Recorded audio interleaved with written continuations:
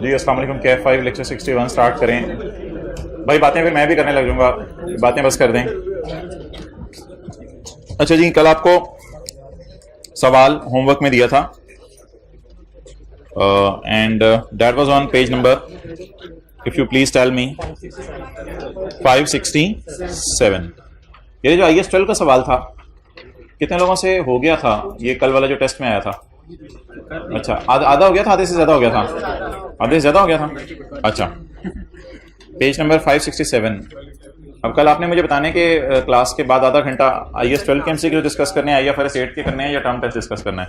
अच्छा जी, IFRS 8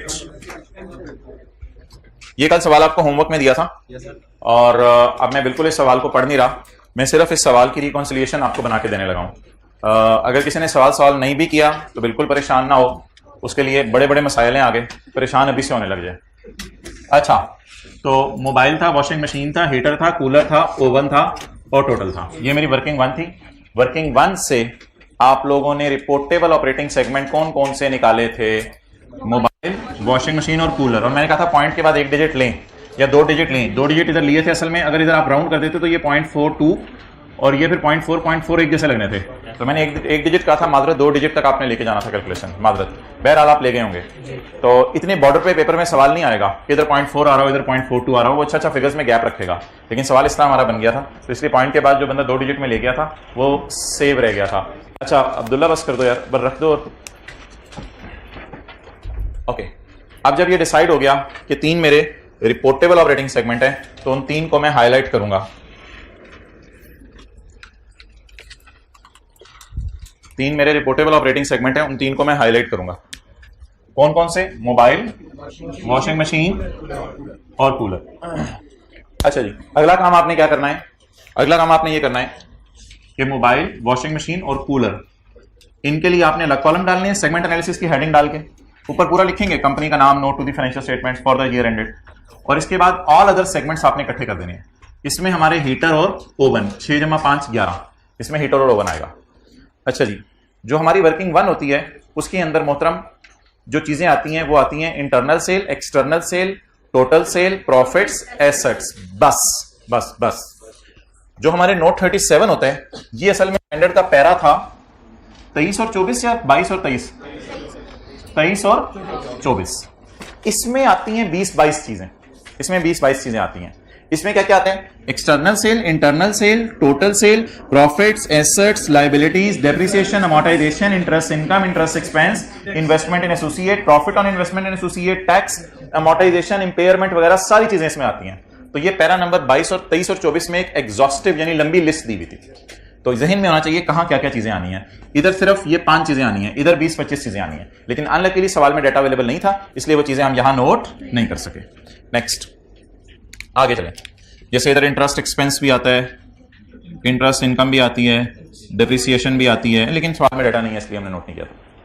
लेकिन reconciliation में हमने पैरा पढ़ा था स्टैंडर्ड का, पैरा नंबर एक्सेलेंट 28।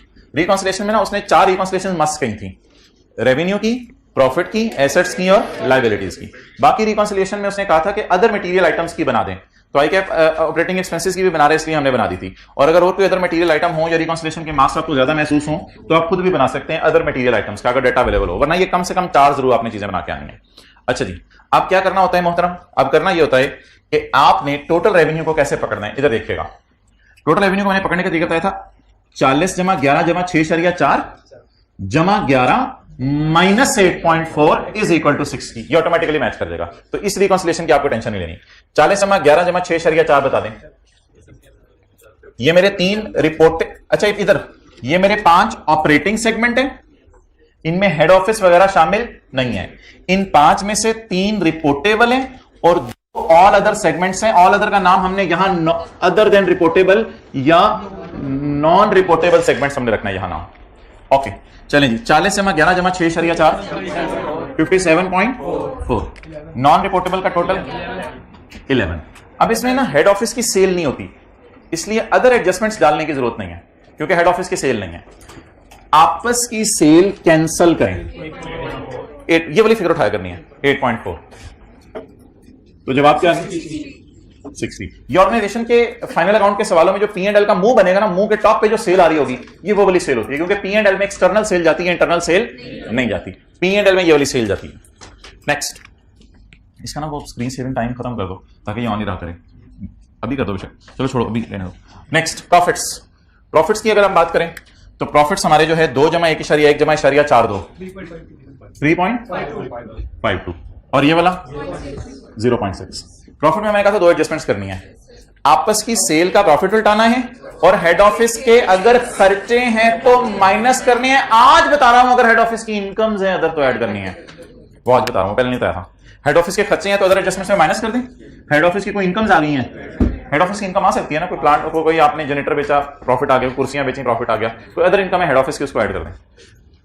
ओके, अब सवाल की अदर इंफॉर्मेशन में आना पड़ेगा। Inter segment sale by mobile to washing machine and by mobile to heater. इसको ना इस तरह पेपर में कर लिया करें, mobile to washing machine and mobile to heater is 4 and 1.4, जिसको आप लोगों ने यहां डाल लिया होगा। 4 and 1.4 5.4 and by washing machine to cooler. Cooler वालों ने कहा हमने कपड़े धोने हैं, 3 million डन। अच्छा, मोबाइल वाला सेल कर रहे हैं 9% मार्जिन पे और वॉशिंग मशीन वाला सेल कर रहे हैं 15% मार्जिन पे।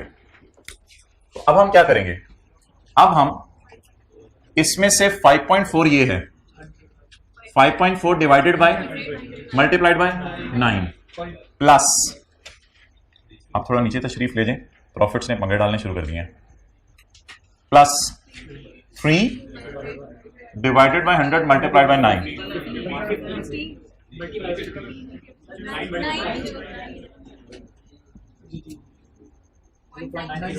0.9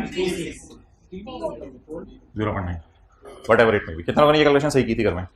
ओके, ये आपस की सेल का प्रॉफिट उल्टा है या आपस की सेल उल्टी? सेल में सेल उल्टाएंगे और प्रॉफिट में आपस की सेल का प्रॉफिट उल्टाएंगे। मुझे नहीं लग रहा आपके चेहरे से आपने होमवर्क किया हुआ है, नहीं किया हुआ। समझ आ रही है बात? अच्छा, नेक्स्ट, ऑपरेटिंग एक्सपेंसेस। चुप भाई, दूसरों को ना कुछ कहा करें। Operating expenses assets and liabilities amounting to इतने इतने एंड इतने have not been allocated to any segment. ये किसी भी सेगमेंट में अभी तक नहीं डाले, तो अगर किसी सेगमेंट में नहीं डाले तो इसका मतलब है शायद ये हेड ऑफिस के होंगे। तो ऑपरेटिंग एक्सपेंसेस खर्चे प्रॉफिट्स में किस साइन के साथ? टोटल करा दो, टोटल 2.18। आगे एसेट्स 30 + 8 + 9 47। ये रिपोर्टेबल हो गए, नॉन रिपोर्टेबल 7.4 0.5। लायबिलिटीज ये 0.5 इधर से आया। लायबिलिटीज 1.5 जमा 2 2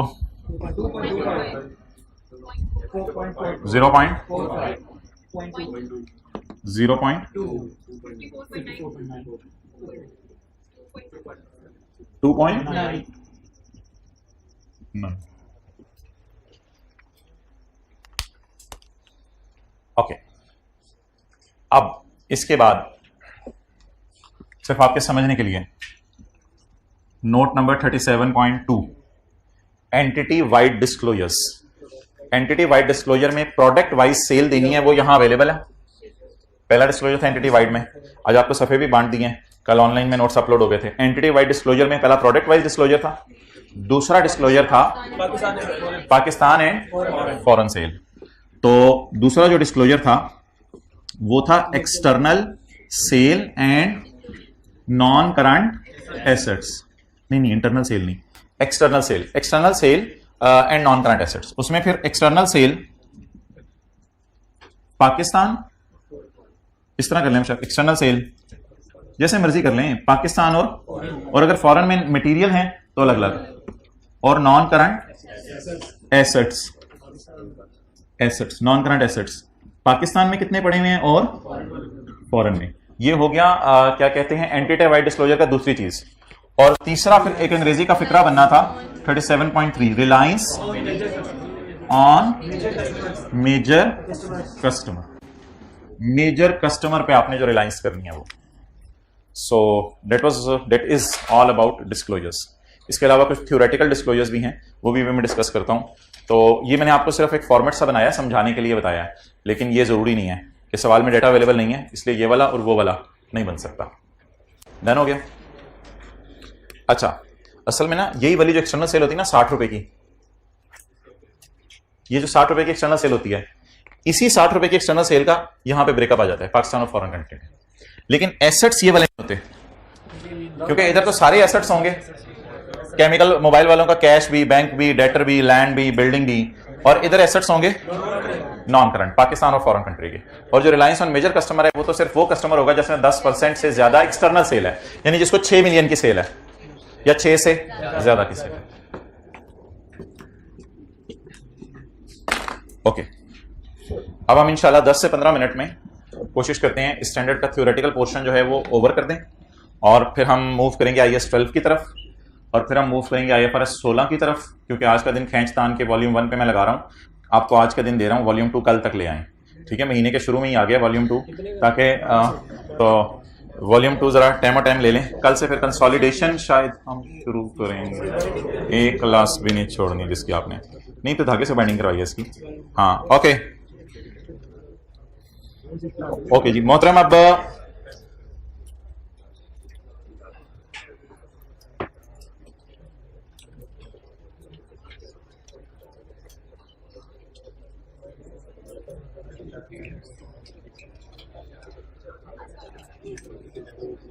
okay, Marhaba Marhaba my dear. अच्छा जी,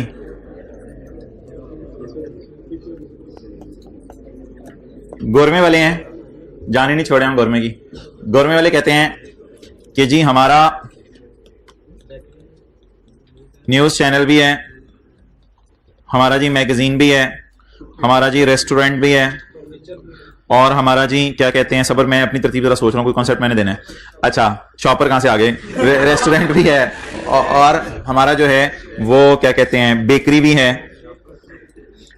है, फर्नीचर भी हम बेचते हैं, हमारी फर्नीचर की दुकान है, मेडिसिन भी है, हेड ऑफिस भी है, ये सारी चीजें। ठीक है जी, तो अभी हम गोरमे पे ही हैं, आप टाइम पे आए हो। There is a concept of aggregation, standard कहते हैं आपको इसकी इजाजत है कि आप एग्रीगेशन कर लो। ये एक ऑपरेटिंग सेगमेंट हो गया आपका, ये आपका दूसरा ऑपरेटिंग सेगमेंट हो गया, ये आपका तीसरा ऑपरेटिंग सेगमेंट हो गया, और ये आपका चौथा ऑपरेटिंग सेगमेंट हो गया। You have only 4 operating segments, you can aggregate, there is a new concept, you can aggregate. अगर आपको लग रहा है न्यूज चैनल और मैगजीन एक ही टाइप की चीज है, both are modes of communication. अखबार में या तो किसी बंदे को बिठा के मुंह से बुलवा दें या सफे पे छाप के अगले को दे दें, आपको इन दोनों की नेचर सेम लग रही है, you can aggregate, you can combine, but you can't say कि मैगजीन और फर्नीचर एक चीज है। Okay, and restaurant and bakery you can combine, restaurant and bakery you can combine. उधर भी जो खाने पीने की चीजें जो है वो आप बेकरी के ऊपर लोग आ रहे हैं और आके खरीद रहे हैं, रेस्टोरेंट के अंदर भी आप कुर्सियों पे बस बिठा के खिला रहे हैं, बस ये फर्क है, उधर हल्का फुल्का सा फर्क है, इनकी नेचर दोनों की सेम है, यू कैन कंबाइन। एक बंदा है, उसके बड़े मल्टीपल कारोबार हैं, वो मिसाल के तौर पे कहते हैं मैं एसी भी बनाता हूं, वो मिसाल के तौर पे कहते हैं मेरा ट्रांसपोर्ट का भी बिजनेस है। अब ट्रांसपोर्ट के बिजनेस में उसके जहाज भी उड़ते हैं, उसकी बसें भी चलती हैं, तो जहाज और बसों को शायद वो इकट्ठा कर ले, क्योंकि जहाज बस में, बस जहाज में, जहाज और बसों को इकट्ठा कर ले, या फिर वो दूसरा बिजनेस ये कर ले। तो एग्रीगेशन की इजाजत है, एग्रीगेशन की कम करो सेगमेंट्स, ऑपरेटिंग सेगमेंट्स को कम करो। कम करने का तरीका यह है कि ऑपरेटिंग सेगमेंट्स को एग्रीगेट करते रहो। अब हमारे कितने ऑपरेटिंग सेगमेंट्स हो गए? 4। एक हमारा न्यूज चैनल और मैगजीन इकट्ठा हो गया, रेस्टोरेंट एंड बेकरी इकट्ठा हो गया, फर्नीचर अलग हो गया, मेडिसिन अलग हो गया। वर्किंग वन में कितने ऑपरेटिंग सेगमेंट डालेंगे? 4 ऑपरेटिंग सेगमेंट डालेंगे। एक बेकरी और वो बेकरी और मैगजीन, एक बेकरी और रेस्टोरेंट डालेंगे, दूसरा न्यूज चैनल और मैगजीन डालेंगे, फर्नीचर और मेडिसिन। इन 4 को ऑपरेटिंग सेगमेंट बनाएंगे। इन 4 में से कोई रिपोर्टेबल बन जाएंगे। इन 4 में से होते 2 रिपोर्टेबल बने, 1 रिपोर्टेबल बने, 3 रिपोर्टेबल बने, होते 4 रिपोर्टेबल बन जाए। That depends upon the data. So there is a concept of aggregation. ये ऑपरेटिंग सेगमेंट्स आइडेंटिफाई करने से भी तकरीबन शायद समझ लें पहले की बात है। आप समझ रहे थे कि हमारे 1 2 3 4 5 6 सेगमेंट है, लेकिन उन्होंने कहा नहीं, ऑपरेटिंग सेगमेंट्स 6 ही, इनको कम कर लो, इनको 4 कर लो, क्योंकि इनकी नेचर क्या है? सेम है। तो ये एग्रीगेशन अलाउड है। ये एग्रीगेशन कहां लिखा हुआ है? Page number 435। 435 पे कहीं जाके लिखिए 435। कोई नहीं, नेट करेंगे आप।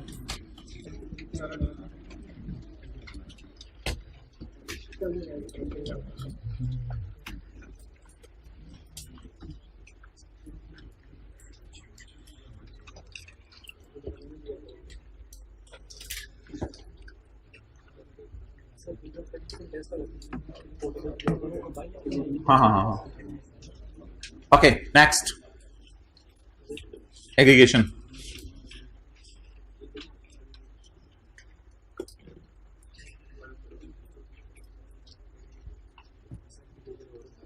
सेग्रीगेशन नहीं एग्रीगेशन हद होगी यार पूरी रात रोंदे रहे सेग्रीगेट करा छड़े असं एग्रीगेट करा रहे हैं okay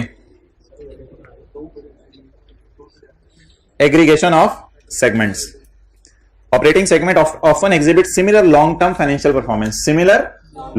financial performance if they have similar economic characteristics इनकी इकोनॉमिक कैरेक्टरिस्टिक्स सेम है उधर भी लोग खाने पीने आते हैं इधर भी लोग खाने पीने आते हैं कई लोग जो है वो खबरें सुनना पसंद करते हैं कई पढ़ना पसंद करते हैं for example similar long term average gross margin और इनमें ना ग्रॉस मार्जिन भी सिमिलर होते हैं ग्रॉस मार्जिन या ग्रॉस प्रॉफिट ऑलमोस्ट सिमिलर होते हैं अगर आपको लग रहा है सिमिलर नहीं है तो आप इनको अलग अलग कर लें लेकिन अगर आपको लग रहा है कि गुलाब जामुन मिसाल के तौर पे बनाने में 5 रुपए आते हैं और 8 रुपए का बिकता है तो वो दुकान के ऊपर भी आप रख दें या रेस्टोरेंट के ऊपर भी आप बंदे को बिठा के खिला दें तकरीबन एक ही प्रॉफिट आपने कमाना है तो अगर आपको चीजों के ग्रॉस ये देखें ये बात ना मैंडेटरी नहीं है कि आप एग्रीगेशन करें लेकिन अगर आपको लग रहा है कि ग्रॉस मार्जिन टाइप और इनकी फ्यूचर ग्रोथ सेम है तो आप एग्रीगेशन कर लें तो बेहतर है for example similar long term gross margin for 2 operating segments would be expected if their economic characteristics were similar हो सकता है इकोनॉमिक कैरेक्टरिस्टिक उनकी सिमिलर हो यानी दोनों को खाना ही है कुर्सी को खाना नहीं है लेकिन रेस्टोरेंट में और बेकरी वाली चीजों को खाना ही है 2 और मोर ऑपरेटिंग सेगमेंट में बी एग्रीगेटेड वो जो हमने 2 या 2 से ज्यादा को एग्रीगेट किया 2 और मोर में बी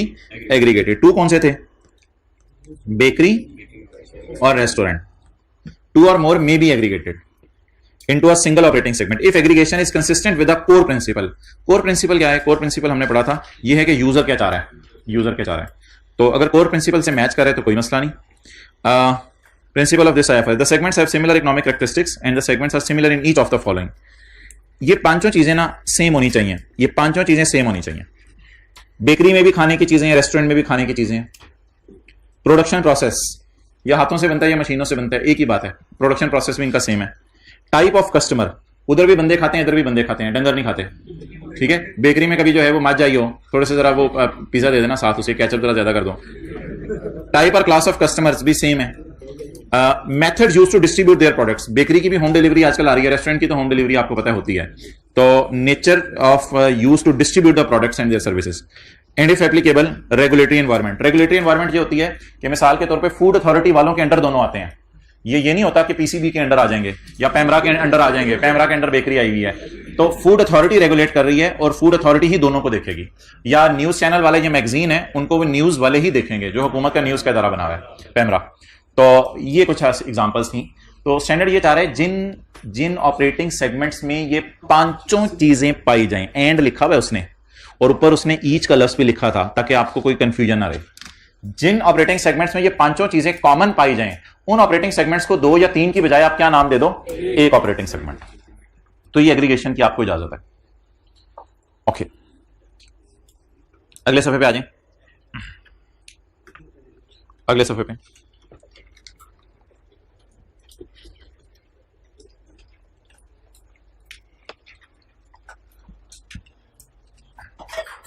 यार ये बात ना उसी की कंटिन्यूएशन में है पैरा नंबर ये 12 था ना एग्रीगेशन का पैरा 12 तो ये लिख लें पैरा 12 की कंटिन्यूएशन में है पैरा 12 यानी एग्रीगेशन की बात ही दोबारा करने लगा है पैरा 14 अगले सफे पे पैरा 12 वाला ही रिपीट करने लगा है रेपिटेशन क्या है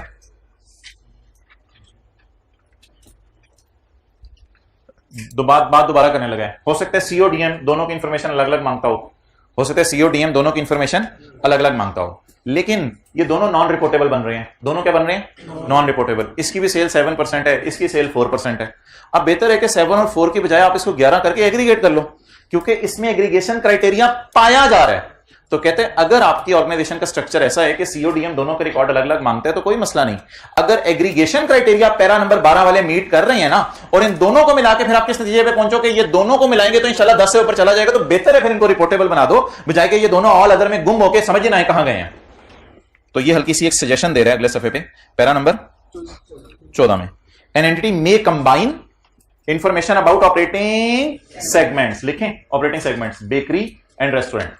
An entity may combine information about operating segments that do not meet the quantitative thresholds. That do not meet the. देखें इधर, it is 7% sale, it is 4%. They do not meet the quantitative threshold. An entity may combine. An entity may combine. An entity may combine information about operating segment that do not meet quantitative threshold with information about other. एक को दूसरे से मर्ज कर दें, और वो दूसरा भी कौन सा था, that do not meet the quantitative threshold, दोनों नहीं मीट कर रहे थे. To produce a reportable segment only, एक नया रिपोर्टेबल सेगमेंट बना लें दोनों को मिला के, ओनली फूड प्रोडक्ट्स के नाम से, फूड प्रोडक्ट्स के नाम से, only if the operating segments have similar characteristics as mentioned in para number 12. वही बात दोबारा कर दी इसने. तो इसलिए पैरा नंबर 14 को समझने के लिए आप यहां पर ये 7 और 4% लिख लें, और इसको फिर क्या करा दें हम, एग्री, ताकि एक सिंगल रिपोर्टेबल सेगमेंट बन जाए फूड प्रोडक्ट्स के नाम से. सॉरी, ये वाला फूड प्रोडक्ट्स के नाम से बनेगा, ये कम्युनिकेशन के नाम से कोई बन जाएगा, वही जो मर्जी नाम रखो, कम्युनिकेशन चैनल्स. और देखो एग्रीगेशन के बाद क्या होगा, जब ये दोनों एग्रीगेट हो जाएंगे, देखो इनसे ना फाइनेंशियल स्टेटमेंट्स के बनने का ताल्लुक नहीं है, ये स्टैंडर्ड सिर्फ डिस्क्लोजर का है, इसकी जनरल एंट्रीज कोई नहीं है. अब होगा क्या, वर्किंग वन जब हम करने लगेंगे तो न्यूज चैनल और मैगजीन के कॉलम नहीं डालेंगे, इसकी जगह हम लिखेंगे कम्युनिकेशन चैनल, जो भी न्यूज का हेडिंग डाल के ये इकट्ठा आ जाएगा वर्किंग वन में.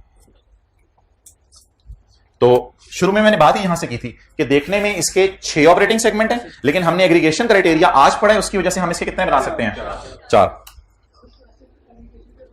क्वेश्चन एग्रीगेशन के बारे में बताएगा, आज तक कभी उसने टेस्ट नहीं किया, एग्रीगेशन बताएगा. नेक्स्ट, चलें जी, ये बात खत्म होगी हमारी. अगली बात, ये बात मैंने कल आपको पढ़ा दी थी.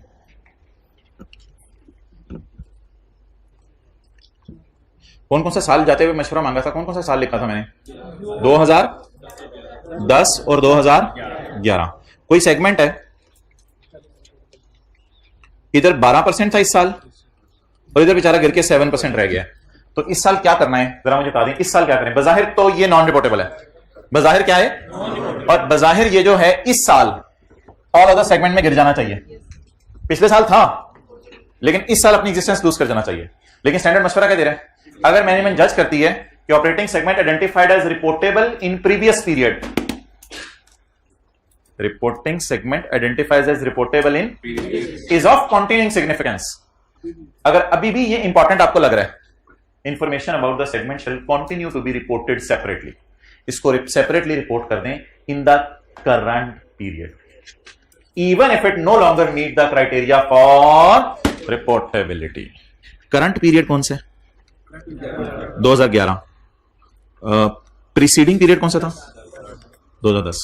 अब मैं आपसे एक सवाल पूछने लगा, क्या मैं इधर रिपोर्टेबल में ऐसा सेगमेंट डाल सकता हूं जो 7% है? जी जी जी जी बिल्कुल डाल सकते हैं, कोई मसला नहीं, डाल सकते हैं. अगर पिछले साल रिपोर्टेबल था और अभी भी आप समझ रहे हैं लोगों को इंपॉर्टेंट लगेगा ये, तो डाल दें, कोई मसला नहीं.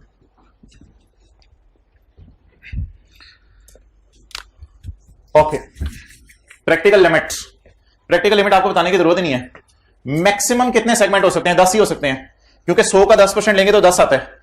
तो मैक्सिमम एक ऑर्गेनाइजेशन कितने कॉलम डाल सकती है, mobile, washing machine, heater, cooler, oven, maximum 10 column ही डाल सकती है ना. तो 10 से ज्यादा कॉलम तो डालने की कोई तुक भी नहीं बनती. तो कहते हैं प्रैक्टिकली मैं आपको बता रहा हूं, आमतौर पर ऑर्गेनाइजेशन ज्यादा भी कॉलम डालने पे आए तो मैक्सिमम कितना डाल सकती है, 10. मिसाल के तौर पर इसकी सेल है 100 मिलियन, तो एक सेगमेंट की सेल 10, दूसरे की 10, तीसरे की 10, चौथे की 10, पांचवें की 10, छठे की 10, सातवें की 10, आठवें की 10, नौवें की 10, 10वें की 10.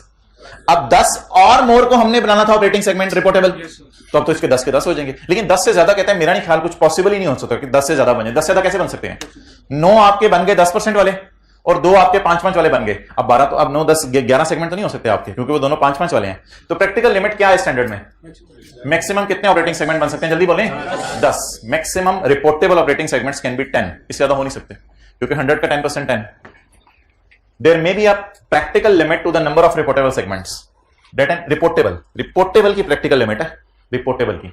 That an entity separately disclosed. Separately disclosed का बार-बार क्या मतलब होता है, separately disclosed. ये देखना, ये तीनों separately हैं और ये combine किया हुआ है.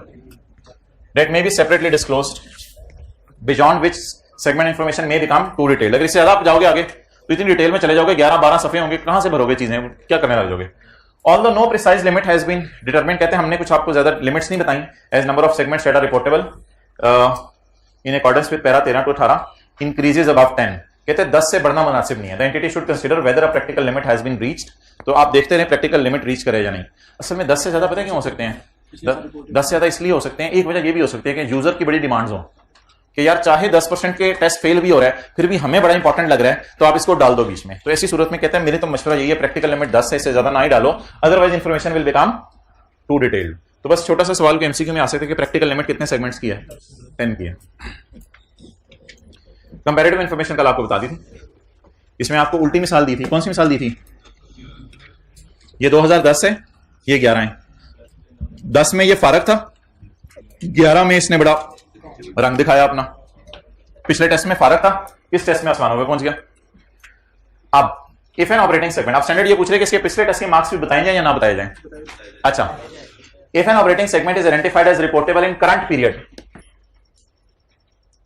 it is identified as reportable in accordance with the quantitative segment data for prior period presented for the comparative purposes shall be restated। restate का मतलब क्या होता है? दोबारा डेटा प्रिपेयर करो, पिछले साल का रीस्टेट करो। shall be restated to reflect the newly reportable segment as a separate, उसे सेपरेट बना दो। even if that segment did not satisfy the criteria in para 13 in prior period, पिछले साल तो फेल हो गया था इसका टेस्ट। अनलेस, लेकिन ऐसा ना करो, अगर आपको मुश्किल लग रहा है ना करो। Unless the necessary information is not available, और अगर अवेलेबल करना चाहें तो उसको बनाने की कॉस्ट इतनी आ जानी है, इतना ज्यादा टाइम लगाना पड़ना है कि वो चीजें मिलनी नहीं। तो एक ऑर्गेनाइजेशन कहती है जी मैं एसी बेचती हूं, एसी की सेल मेरी 13% हो गई है, पिछले साल एसी की सेल 7% थी। तो अगर आपको लगे कि पिछले साल का डाटा नहीं मिल रहा तो वेल एंड गुड, लेकिन अगर आपको पिछले साल का डाटा आसानी से मिल जाता है तो फिर इसने लफ्ज यूज किया है segment data for prior period presented for comparison shall be restated. फिर आपको करना पड़ेगा रीस्टेट। किस सूरत में रिलैक्सेशन है? जब आपको लगे महंगा काम होगा या इंफॉर्मेशन इज नॉट अवेलेबल।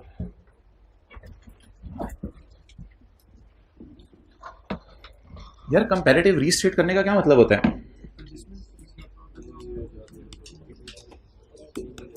10 की जब फाइनेंशियल स्टेटमेंट यूजर के घर में गई होंगी तो उसमें 10 का डाटा होगा और 9 का डाटा होगा, तो इसमें यह अपीयर नहीं हो रहा होगा। क्यों? क्योंकि 10 में नॉन रिपोर्टेबल था, 9 में भी नॉन रिपोर्टेबल होगा।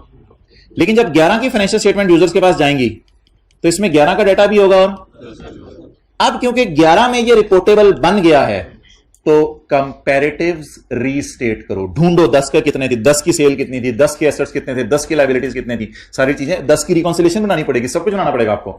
ये मतलब होता है कंपैरेटिव रीस्टेट करने का।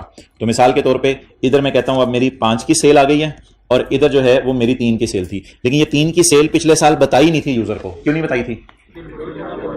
तो जब 10 की फाइनेंशियल स्टेटमेंट गई होंगी तो उसमें 10 और 9 का डाटा भेजा होगा। 10 और 9 में ये नॉन रिपोर्टेबल था, लेकिन जब 11 की फाइनेंशियल स्टेटमेंट गई तो 11 और 10 का डाटा देना था, उसमें 11 में तो रिपोर्टेबल था लेकिन 10 में, लेकिन जान मार के हमने ये डाटा निकाल लिया। तो कंपैरेटिव्स रीस्टेट करने का ये मतलब होता है। अच्छा चलें, नोट नहीं करना, आपका दिल नहीं चाह रहा था।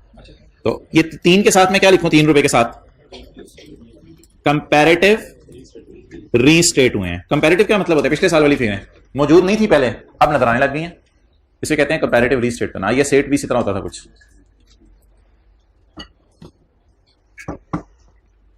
ओके,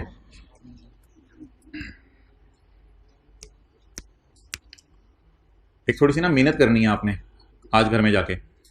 जितने भी इंग्लिश के पैराज है ना उसमें उंगली रखनी है और उंगली रख के जरा उर्दू में अपने से बात करनी है कि ये पैरा क्या कह रहा है। आप उंगली रखेंगे ऑटोमेटिकली आपका दिल उर्दू बोलने लग जाएगा। तो हर पैरे पे उंगली रखनी है। जैसे इस पैरे पे उंगली रख के अच्छा, यानी कंपैरेटिव अगर डाटा अवेलेबल हो तो उसे रीस्टेट कर दें, लेकिन अगर मुश्किल हो तो रीस्टेट ना करें। अच्छा, इधर आके इस तरह फिर आपने करना घर में।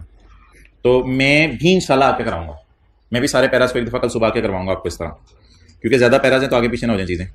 और जो इंपॉर्टेंट पैराज है ना वो मैं आपको टिक करवा दूंगा, वो हमारे 3-4 ही हैं जो पेपर के लिए इंपॉर्टेंट होंगे। ज्यादा पैरा 23, 24 और 28, और 1-2 और पैराज एग्रीगेशन क्राइटेरिया वाला हाईलाइट करा दूंगा। इतने ज्यादा पैराज जो हमने पढ़े हैं वो पेपर में शायद स्टैंडर्ड में आपको हाईलाइट करने की जरूरत नहीं है, वो किताब से भी पढ़ के आपको अंडरस्टैंडिंग हो जाएगी, ये बात काफी है। असल में ना ये है कॉन्सेप्ट। अब अगर आप स्टैंडर्ड की इंग्लिश नहीं भी खोलेंगे ना तो ये एग्जाम्पल देख के आपको कॉन्सेप्ट समझ आ जाएगा। लेकिन 23-24 पैरे के अंदर जो 20 चीजें हैं जिनके डिस्क्लोजर देने हैं वो तो अब आप याद नहीं कर सकते। एग्रीगेशन क्राइटेरिया में 5 चीजें अभी हमने पढ़ी हैं, वो उनको आप रट्टा नहीं मार सकते। एग्रीगेशन क्राइटेरिया में 5 चीजें, ये स्टैंडर्ड खोल के देखनी पड़ेंगी कि एग्रीगेशन क्राइटेरिया में कौन सी 5 चीजें आ रही हैं। तो ऐसे पैरा सिर्फ आपको मैं कल हाईलाइट करवाऊंगा स्टैंडर्ड में, जिनमें से आपको पेपर में यूज करने हैं। जो यूज नहीं करने वो 10% लिमिट 75% लिमिट वाले पैरा शायद हाईलाइट ना करवाने पड़े, क्योंकि वो आपको आइडिया है कि वो कितने लिमिट्स हैं, वो कॉन्सेप्ट उनका काफी है। अच्छा, नॉन रिपोर्टेबल ऑपरेटिंग सेगमेंट्स, इसमें इसने ये लिखा है जो रिपोर्टेबल नहीं है उनको कहां डाल दो, non reportable. Information about other business activities and operating segments that are not reportable shall be combined. Information about others shall be combined and disclosed in all other segment category separately from other reconciling item. ये all other segments इधर भी देख लें, आपको separately नजर आ रहे हैं from reconciling items, यानी कि इन तीनों को मर्ज करके ध्यान में ये नहीं डाल देना अदर्स, इन तीनों का नाम ही अदर्स रख दो। नॉन रिपोर्टेबल अलग नजर आए और बाकी रिकंसाइलिंग आइटम आपके अलग नजर आए। तो इस लाइन का मतलब लिखें, all segments categories from other reconciling item. ये नोट नंबर 37.1 है, जिसमें आपको ये सारी चीजें अलग अलग नजर आएंगी। The sources of revenue included in all other segments category shall be disclosed. Sources of revenue क्या है? ऑल अदर की सोर्सेज ऑफ रेवेन्यू बताएं। नहीं, मेरे ख्याल से वो ये पूछना चाह रहे हैं सोर्सेज ऑफ रेवेन्यू, यानी इंटरनल एक्सटर्नल तो चलें बताएं, लेकिन इसमें ये बता दें कि ये कौन कौन सी प्रोडक्ट्स हैं, सिर्फ नाम बता दें, नाम बता दें इनके कि वो हीटर हैं और ओवन है। या अगर हमारी पुरानी मिसाल है तो उसमें पेंट और कौन सा था, द सोर्सेज ऑफ रेवेन्यू या रेवेन्यू का ब्रेकअप देना है, sources of revenue, sources of revenue. Sources paint था और कौन सा था, पॉलिएस्टर। Done, okay.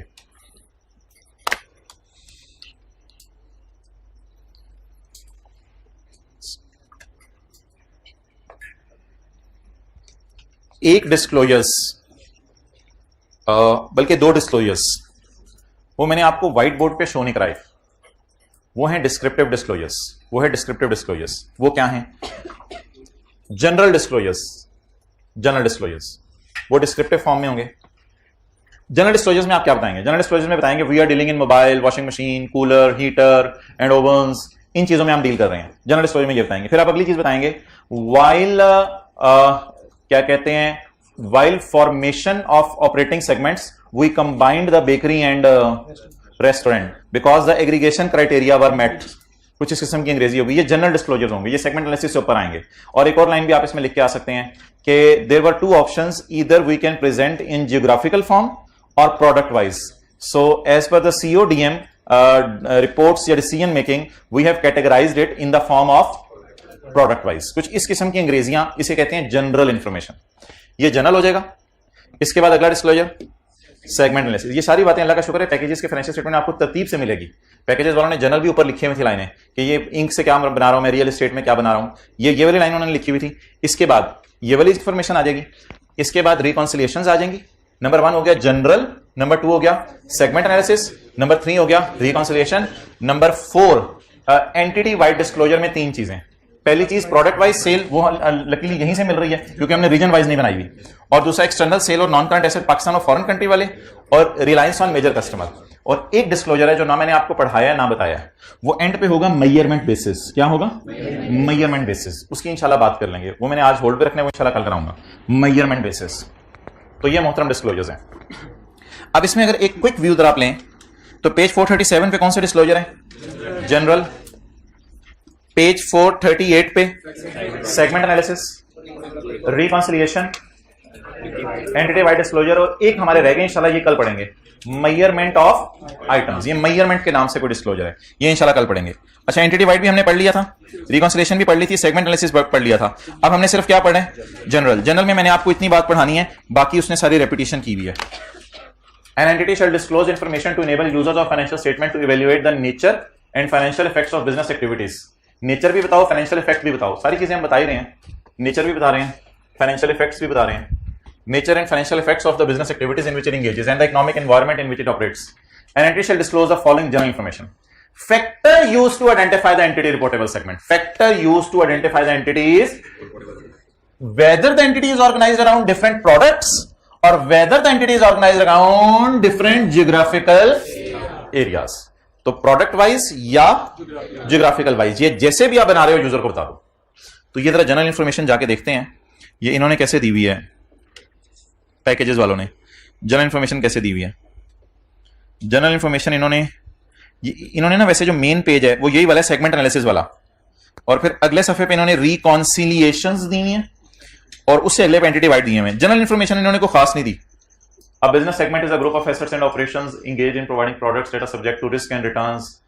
चीजों पे फायदा भी आता है, नुकसान भी आता है from other businesses. Types of segments nature of business के एतबार से किए हैं, रीजन के एतबार से लिखी है। तो कोई अंग्रेजी इन्होंने ज्यादा नहीं लिखी, लेकिन उन्होंने बता दिया हम नेचर ऑफ बिजनेस के एतबार से चीजों को अलग लेकर चल रहे हैं। Done, okay. एग्रीगेशन की इन्होंने कोई जिक्र किया नहीं कि हमने एग्रीगेशन की है। एक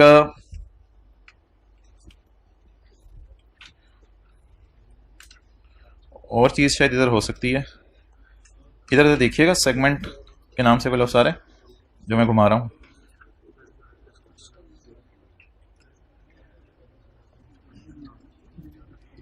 liabilities, earning per share, share capital, provisions, segment.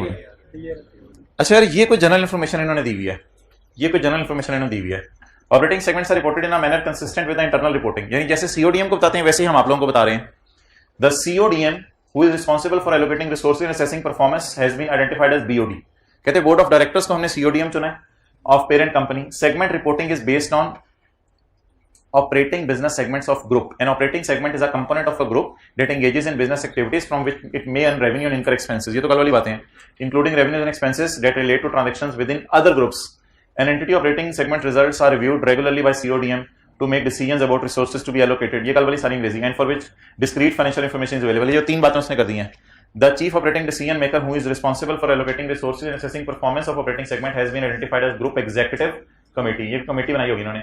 Segment results that are reportable to CODM include items directly attributable to segment as well as those that can be allocated on a reasonable basis। छोड़ें इस line को। The business segments are engaged in providing products which are subject to risk and rewards which may differ from risk and rewards of other segments। वाज़े तौर पे कोई line इन्होंने लिखी नहीं है कि हम प्रोडक्ट वाइज जा रहे हैं या ज्योग्राफिकल वाइज जा रहे हैं, लेकिन नीचे प्रोडक्ट वाइज जब उन्होंने डिटेल दे दी तो वहां से पता चल रहा था कि ये सेगमेंट्स को किस तरह डिवाइड करना चाह रहे हैं। ये वाली अंग्रेजी नहीं आपने लिखनी होगी, बस वो प्रोडक्ट्स के नाम लिख के आगे उसकी नेचर लिख देनी होगी। अगर खुदा ना खास्ता कौन सा वाला डिस्क्लोजर आ गया, जनरल डिस्क्लोजर आ गया। ओके, नंबर 1 जनरल में क्या आना है, factors used to identify the operating segments. Judgments made by management in applying the aggregation criteria. क्या जजमेंट है भाईजान, हमें लग रहा है कि इंशाल्लाह बेकरी और रेस्टोरेंट सेम प्रॉफिट मार्जिन देंगे फ्यूचर में, इसलिए हमने सोचा इनको क्या कर लें, एग्रीगेट कर लें। एंड टाइप्स ऑफ प्रोडक्ट्स और services from each reportable segment derives it's revenues. ये जो types of products and services हैं ये तो देना जरूरी है हर हाल में, ताकि यूजर को पता चले आप कितने किस्म की चीजें बेच रहे हैं। ये types of products and services देना हमेशा जरूरी है। अब जरा बात मेरी गौर से सुनिएगा। सबसे पहले आपने बताना है हमने प्रोडक्ट वाइज चीजें बनाई हैं या हमने रीजन वाइज बनाई हैं। ये एक इंग्लिश का फिक्रा आपने लिख के बता देना है। और अगर आपने रीजन वाइज बनाई हो तो फिर आपको एक तीसरी बात भी बतानी पड़ेगी कि मैं कौन कौन सी चीजें बेच रहा हूं। और अगर आपने ऑलरेडी, मेरे ख्याल से आप समझ रहे हैं बात को, अगर इधर प्रोडक्ट वाइज वाली बात कवर हो गई है तो फिर तीसरे की कोई तुक नहीं बनती। और अगर इधर प्रोडक्ट वाइज नहीं बनाना शुरू किया, आपने कनाडा अमेरिका इस तरह बनाना शुरू किया तो फिर इधर, लेकिन ये सारी चीजें डिस्क्लोजर्स हैं या इंग्लिश में डिस्क्रिप्टिव फॉर्म में लिखने वाली चीजें हैं। आगे मैंने इसलिए वो आपको कह दिया था, आगे ना वो बता रहे कि मैंने जनरल इंफॉर्मेशन आपको बतानी है कुछ, इसके बाद मैंने आपको सेगमेंट एनालिसिस देना है, इसके बाद मैंने आपको रिकॉन्सिलिएशन की डिटेल देनी है। तो ये सारा फारिग है। डिस्क्लोज कर रहे होंगे, हाँ वहां पे कर रहे होंगे, कोई मसला नहीं। भाई कह रहे हैं कि डिस्क्लोज तो हम नोट में कर रहे हैं, लेकिन हम प्रोडक्ट्स के नाम, इनके नाम भी तो बताने हैं ना कि ऑल अदर सेगमेंट्स में कौन सी पड़ी हैं, तो ये सिर्फ इंग्लिश में लिख के बताना है। आप बता दें जनरल इंफॉर्मेशन में क्या 3 चीजें हैं। नंबर 1 प्रोडक्ट वाइज कर रहे हैं या रीजन वाइज, ये अंग्रेजी का फिक्रा लिख के बता दें। नंबर 2 एग्रीगेशन अगर हो रही है तो कैसे हो रही है। नंबर 3 अगर इधर रीजन वाइज है तो फिर प्रोडक्ट्स बता दें आप कौन कौन सी बेच रहे हैं। तो that was all about this. Now जी फैक्टर्स आप बताएं कि हमने क्या सोचा है कि प्रोडक्ट वाइज बनाना पसंद करेंगे या रीजन वाइज बनाना पसंद करेंगे, वो उससे बता दें फैक्टर्स। पास पेपर का क्वेश्चन 2 करें जी, पास पेपर का क्वेश्चन 2। ऐसे स्टैंडर्ड में बड़े आसान से होते थे और सिलेबस भी बड़ा स्मूथली चलता था। आपने जब से ये थ्योरी की कोई ज्यादा डालनी शुरू कर दी ना स्टैंडर्ड से उठा के, तो टाइम सारा उसी पे लग जाता है। चलें जी question number 2। Roshni limited is a listed company. Past paper question 2, page number 450. Roshni limited is a listed company and is engaged in the manufacturing of textile products. ये टेक्सटाइल प्रोडक्ट्स बना रही है. RL generates 30% of its revenue from exports to Middle East. RL generates 30% of revenue from exports to. RL generates 30% of revenue from sale to export. Sale का disclosure बनेगा इनका? जल्दी बताते नहीं बनेगा. और जो एक्सपोर्ट सेल हो रही है, यानी कि अगर मेरी सेल लाख रुपए है तो लाख का 30%, 30,000 मिडल ईस्ट को बेच रहा हूं, बाकी अपने पाकिस्तान में बेच रहा हूं. लाख की सेल का 30%, 30,000 मिडल ईस्ट की सेल हो गई, 70,000 पाकिस्तान की सेल हो गई. आउट ऑफ विच, यानी कि 30,000 की बात कर रहे हैं, 30,000 की बात कर रहे हैं. लाख का 30% एक्सपोर्ट सेल है, वो 30,000 हो गया. 30,000 का 60%, out of which 60% made to only one customer. बाहर के मुल्क में, मिडल ईस्ट में कोई हकीम साहब हैं, तो 60% सेल हम हकीम को ही कर देते हैं टेक्सटाइल की चीजों की. तो अब आप मुझे बता दें जरा थोड़ी अकल लगा के कि अगर मेरी एक्सटर्नल सेल 100 है, अगर मेरी एक्सटर्नल सेल कितनी है 100 है, तो इसमें एक्सपोर्ट सेल कितनी है 30, तो लोकल 70. इसमें से 60% हकीम भाई को है 18. इसका मतलब है मोर देन 10% होगी ना, मोर देन 10% होगी. तो अब 18% एक्सटर्नल सेल किसको हो रही है हकीम को. बाकी 40% छोटे छोटे डॉक्टरों को हो रही है, वो हकीमों को ही हो रही है, वो होम्योपैथिक वालों को इधर उधर को, वो छोटे छोटे हैं, वो इतने मेजर कस्टमर नहीं है. तो नोट कर लिया आपने? चलें नोट करें.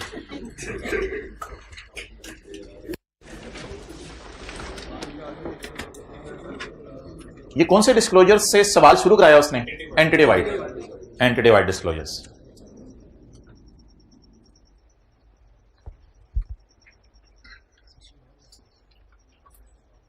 ओके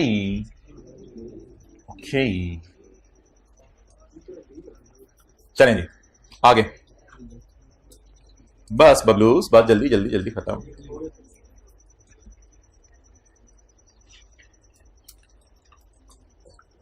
आरएल तो टेक्सटाइल बेच रही है, सिंगल ऑपरेटिंग सेगमेंट है. ना. Apart from external sale, some of these segments make internal sale. कुछ सेगमेंट्स इंटरनल सेल भी कर रहे हैं, तो एक्सटर्नल सेल भी हो रही है, इंटरनल सेल भी हो रही है. Following amounts have been extracted from the financial statements for the year ended. इसने ना ये वाले कॉलम्स दिए हैं, ये वाले कॉलम दिए हैं. हमने लिखा था ना Gohar limited financial statements colours, तो ये एक्सटर्नल रेवेन्यू होगा इसका, क्योंकि P&L के मुंह पे कौन सा रेवेन्यू जाता है एक्सटर्नल. ये 2530 ट्राई टू अंडरस्टैंड, वो ये वाली फिगर है, ये इसने दे दी हमें एक्सटर्नल सेल. ये भी कह सकते हैं आप 2530 एक्सटर्नल सेल, क्योंकि P&L के मुंह पे कौन सी सेल जाती है एक्सटर्नल सेल. ऑपरेटिंग एक्सपेंसेस आ रहे हैं 2050. ये फाइनेंशियल स्टेटमेंट से उठाए हैं. ऑपरेटिंग एक्सपेंसेस का टोटल ये दे दिया इसने. पीबीटी दे दिया 455. ये प्रॉफिट है, तो पीबीटी भी ले सकते हैं, पैट भी ले सकते हैं. डाटा अवेलेबल हो पेपर में, पीबीटी पैट दोनों ले लें बेशक. इसका टोटल ये दे दिया इसने, पीबीटी दे दिया. टोटल एसेट्स दे दिए और टोटल एसेट्स फाइनेंशियल स्टेटमेंट्स में ये भी दे दिया इसने हमें, ये भी दे दिया. Detailed information is reported internally to CODM. Detailed information CODM को दी जाती है ऑफ ईच सेगमेंट, हर सेगमेंट की. अच्छा मुझे बताएं, इनके वेरियस ऑपरेटिंग सेगमेंट्स है ना, तो टेक्सटाइल में असल में डिफरेंट किस्म की चीजें होंगी, तो वेरियस ऑपरेटिंग सेगमेंट्स होंगे, स्पिनिंग, वीविंग और पता नहीं और कौन कौन से होंगे. Detailed financial information is reported internally to CODM of each segment. हर सेगमेंट का कोई ना कोई चीफ ऑपरेटिंग डिसीजन मेकर है, उसको इंफॉर्मेशन दी जाती है. वैसे तो सीओडीएम एक टॉप पे होता है, लेकिन इसको यहां मैनेजर का लफ्ज यूज करना चाहिए था, ज्यादा अच्छा लफ्ज होता. Detailed information is reported internally to chief operating decision maker of each segment. असल में यहां मैनेजर का लफ्ज स्टैंडर्ड ने यूज किया, यहां सीओडीएम का लफ्ज मुनासिब नहीं था. सीओडीएम ना सबका हेड होता है. However, following disclosures on operating segment is prepared. ताहम ये डिस्क्लोजर इसने प्रिपेयर किए हैं in the note to the financial statement में. इसने ये वाले डिस्क्लोजर दिए हैं. हम नहीं, ये ना कुत्तों की तरह रुल गए बना इस तरह का करो. हम पागलों की तरह रुल गए बना के डिस्क्लोजर, और अभी इसमें हमने जनरल इंफॉर्मेशन नहीं बनाई हुई. हम पागलों की तरह डिस्क्लोजर बना के रुल गए और हमारे अकाउंटेंट ने डिस्क्लोजर ही दे दिया इस सारे की जगह.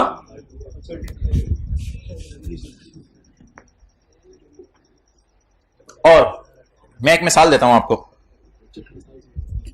जैसे ये पीबीटी है, ये मैच कर रहा है, ये एसेट्स हैं, ये मैच नहीं कर रहे क्योंकि उसने एरर्स भी मांगी है ना, एरर्स भी मांगी है। तो अब उसने ये जो डिस्क्लोजर बना के दिए हैं हमें, सवाल ये है कि उसमें एरर्स भी बतानी है, गलतियां क्या हैं, और ओमिशंस भी बतानी है, यानी क्या चीजें भूलें आप। भूलने वाली चीजें तो मैं आपको 20-25 बता सकता हूं, आई के अपने 5-6 लिखी हैं, सिर्फ भूलने वाली चीजें तो 20-25 हो सकती हैं जो डिस्क्लोजर के अंदर भूली हैं। वो हम पैरा 22, 23, 24 देख लेंगे, इंशाल्लाह चीजें पता चल जाएंगी हमें। अच्छा, इस ऑर्गेनाइजेशन ने ना एक तो ना जुगाड़ लगाई है, यानी डायरेक्ट फौरन ना इसने एक डिस्क्लोजर बनाया है। इसने क्या किया, अच्छा कुछ ऑर्गेनाइजेशंस इस तरह डिस्क्लोजर बनाती हैं, वो क्या करती हैं, कुछ ऑर्गेनाइजेशंस 37 और 37.1 नहीं बनाती, समझते रहिएगा बात को, वो 37 और 37.1 को इकट्ठा करके बना देती हैं। इसमें कोई मसला नहीं है, मुझे बताएं 37 और 37.1 इकट्ठा करके कैसे बन सकता है। नहीं, इधर देखें, इधर देखें, 37 और 37.1 इकट्ठा करके कैसे बन सकता है यार। आप रिपोर्ट टेबल में 3 कॉलम डाल दें, 1 2 3 बन गया। रिपोर्ट टेबल में 3 कॉलम डाल दें, 37 बनाने की जरूरत ही नहीं। दीवाने या पागल है 37 बनाए, वो तो आईके अपने पता नहीं जिन फाइनेंशियल स्टेटमेंट से उठाया हुआ है वो 37 37.1 अलग अलग बनाते हैं, अक्सर लोग अलग अलग बनाते हैं, इसलिए अपने भी अलग बनाया हुआ है। लेकिन बहुत सी दुनिया में कंपनी 37 और 37.1 अलग अलग नहीं बनाती। 37 और 37.11 की अलग अलग तुक भी नहीं है। अगर आपके पास पेपर में बहुत खुला सफा मिल जाए आपको, यानी आपको जो है वो लैंडस्केप वाला सफा दे दे पेपर में, खुदा ना खास्ता इस अटेम्प्ट में, तो आप 37 37.1 ना बनाइएगा। आप मोबाइल, वॉशिंग मशीन और कूलर के ऊपर एक बड़ी हेडिंग डालिएगा, reportable. Mobile, washing machine, cooler, बड़ी हेडिंग डालिएगा रिपोर्टेबल, और ये तीनों अलग अलग दे दीजिएगा। बस ये तो एज उठा के लेके जाने होते हैं, ये यहां से आ जाएंगे, तो मेरे ख्याल से फिर भी टोटल सब कुछ इस तरह होगा। तो कैन आई इन तीनों को अगर मैं अलग अलग हेडिंग्स बना के यहां लिख दूं तो फिर 37 की जरूरत रह जाती है, फिर 37 की जरूरत नहीं रह जाती, डन हो गया। तो इसने कुछ इस किस्म की कोशिश की है, क्या किया है, spinning, spinning, weaving, others. Others में क्या है, एक मिनट, नॉन रिपोर्टेबल नहीं है अदर्स में, अदर्स में नॉन रिपोर्टेबल नहीं है। भाईजन जो इसने प्रॉफिट मैच कराया ना, वो P&L के मुंह वाले प्रॉफिट से मैच करवाया। इसका मतलब है ये अदर्स, अदर सेगमेंट्स नहीं है, ये ना सिर्फ अदर सेगमेंट्स हैं बल्कि हेड ऑफिस के खर्चे वगैरह भी लेस करके टोटल से मैच करवा रहा है। यहां से तो बड़ा वाजे पता चल रहा है कि ये देखो 455 का प्रॉफिट है और 455 का प्रॉफिट है। इसका क्या मतलब है, ये एक सेगमेंट का प्रॉफिट है, ये दूसरे का प्रॉफिट है, और ये तीसरे चौथे का इकट्ठा करके प्रॉफिट है, या इसमें हेड ऑफिस के खर्चे भी माइनस हुए हैं जो प्रॉफिट मैच कर रहा है। तो इसलिए जो इसने फिगर्स आपको देने की कोशिश की है वो ऐसी देने की कोशिश की है कि इसने यहीं पे रिकॉन्सिलिएशन भी बना दी है। तो अब अदर्स के अंदर, अदर्स के अंदर क्या क्या होगा जल्दी बताएं। नॉन रिपोर्टेबल, एलिमिनेशन और अदर एडजस्टमेंट्स, अदर एडजस्टमेंट्स हो सकती हैं। क्लियर हो गया। अच्छा, ये अदर्स के अंदर पॉसिबिलिटीज हो सकती हैं। अब आप 1 बाय 1 क्या करना शुरू करेंगे, मुझे ये बताएं, इस डेटे की बुनियाद पर वर्किंग 1 बना सकते हैं? वर्किंग 1 नहीं बना सकते क्योंकि स्पिनिंग और वीविंग तो अवेलेबल है, लेकिन बाकियों के नाम अवेलेबल नहीं है। इसलिए हम जज नहीं कर सकते कि स्पिनिंग और वीविंग ही रिपोर्टेबल है या कोई और भी रिपोर्टेबल है, क्योंकि बाकी का डाटा मिसिंग है। वर्किंग 1 नहीं बन सकती। नंबर 1 पहली बात है। एसेट्स, अब हम कह देंगे कि तुमने ये एडजस्टमेंट कर दिया तो यहां पे मैच कर गया, यहां एसेट्स मैच नहीं किए इसलिए रिकॉन्सिलिएशन में तुम्हारा कोई मसला है। अब हम ये कमेंट कर सकते हैं। और दूसरी बात मेरी पहली बात क्या की थी उसमें, हाँ, वर्किंग 1 नहीं बना सकते, वर्किंग 1 नहीं बना सकते, वर्किंग 2 भी नहीं बना सकते ना, 10% टैक्स किस पे लगाएंगे। वर्किंग 3 बना सकते हैं,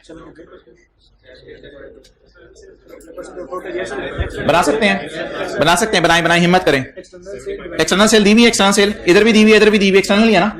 ट्राई करें जरा, क्या मैं कह सकता हूं कि ये ब्लू वाली टाइप चीज है कोई एक्सटर्नल सेल, और इसमें तो एक्सटर्नल सेल होती ही बाकी सेगमेंट्स की है। तो अब मुझे बताएं, स्पिनिंग की सेल, वीविंग की 560, 1010 और 560 1570। क्या ये ऑर्गेनाइजेशन की एक्सटर्नल सेल, यहां भी गिवन है, यहां भी गिवन है, एक ही फिगर है, क्या ये ऑर्गेनाइजेशन की एक्सटर्नल सेल का 75% आ रही है? 60। एक एरर ये होगी कि 75% एक्सटर्नल सेल से मैच नहीं कर रही। दूसरी एरर हमने अभी 1 बाय 1 पकड़नी है, लेकिन डाटा मिसिंग है, तो मुझे और पता नहीं कि वर्किंग 1 2 में मेरी कोशिश है कि मैं वर्किंग 1 से ही सवाल को चलाऊं। मेरा दिल चाह रहा था चलाता, लेकिन बाकी सेगमेंट का डाटा नहीं था। वर्किंग 2 करता, बाकी सेगमेंट का डाटा नहीं था। वर्किंग 3 अल्लाह का शुक्र है मैं कर सकता था, क्योंकि दोनों की सेल भी पता है एक्सटर्नल, और मुझे टोटल एक्सटर्नल सेल भी पता है। टोटल से बनाते खाली एक्सटर्नल सेल बिजनेस की भी पता है। पहली बात ये होगी। दूसरी बात, उसने पूछा है एरर्स और ओमिशन। बजाहिर ये दो एरर्स तो हमें बिल्कुल सामने सामने ही नजर आ गई हैं। एक एरर ये वाली रिकंसाइल नहीं, वो 75% तक आप पहुंचे नहीं, आप और सेगमेंट आइडेंटिफाई करो ताकि 75 तक पहुंचो। एक ये एरर है।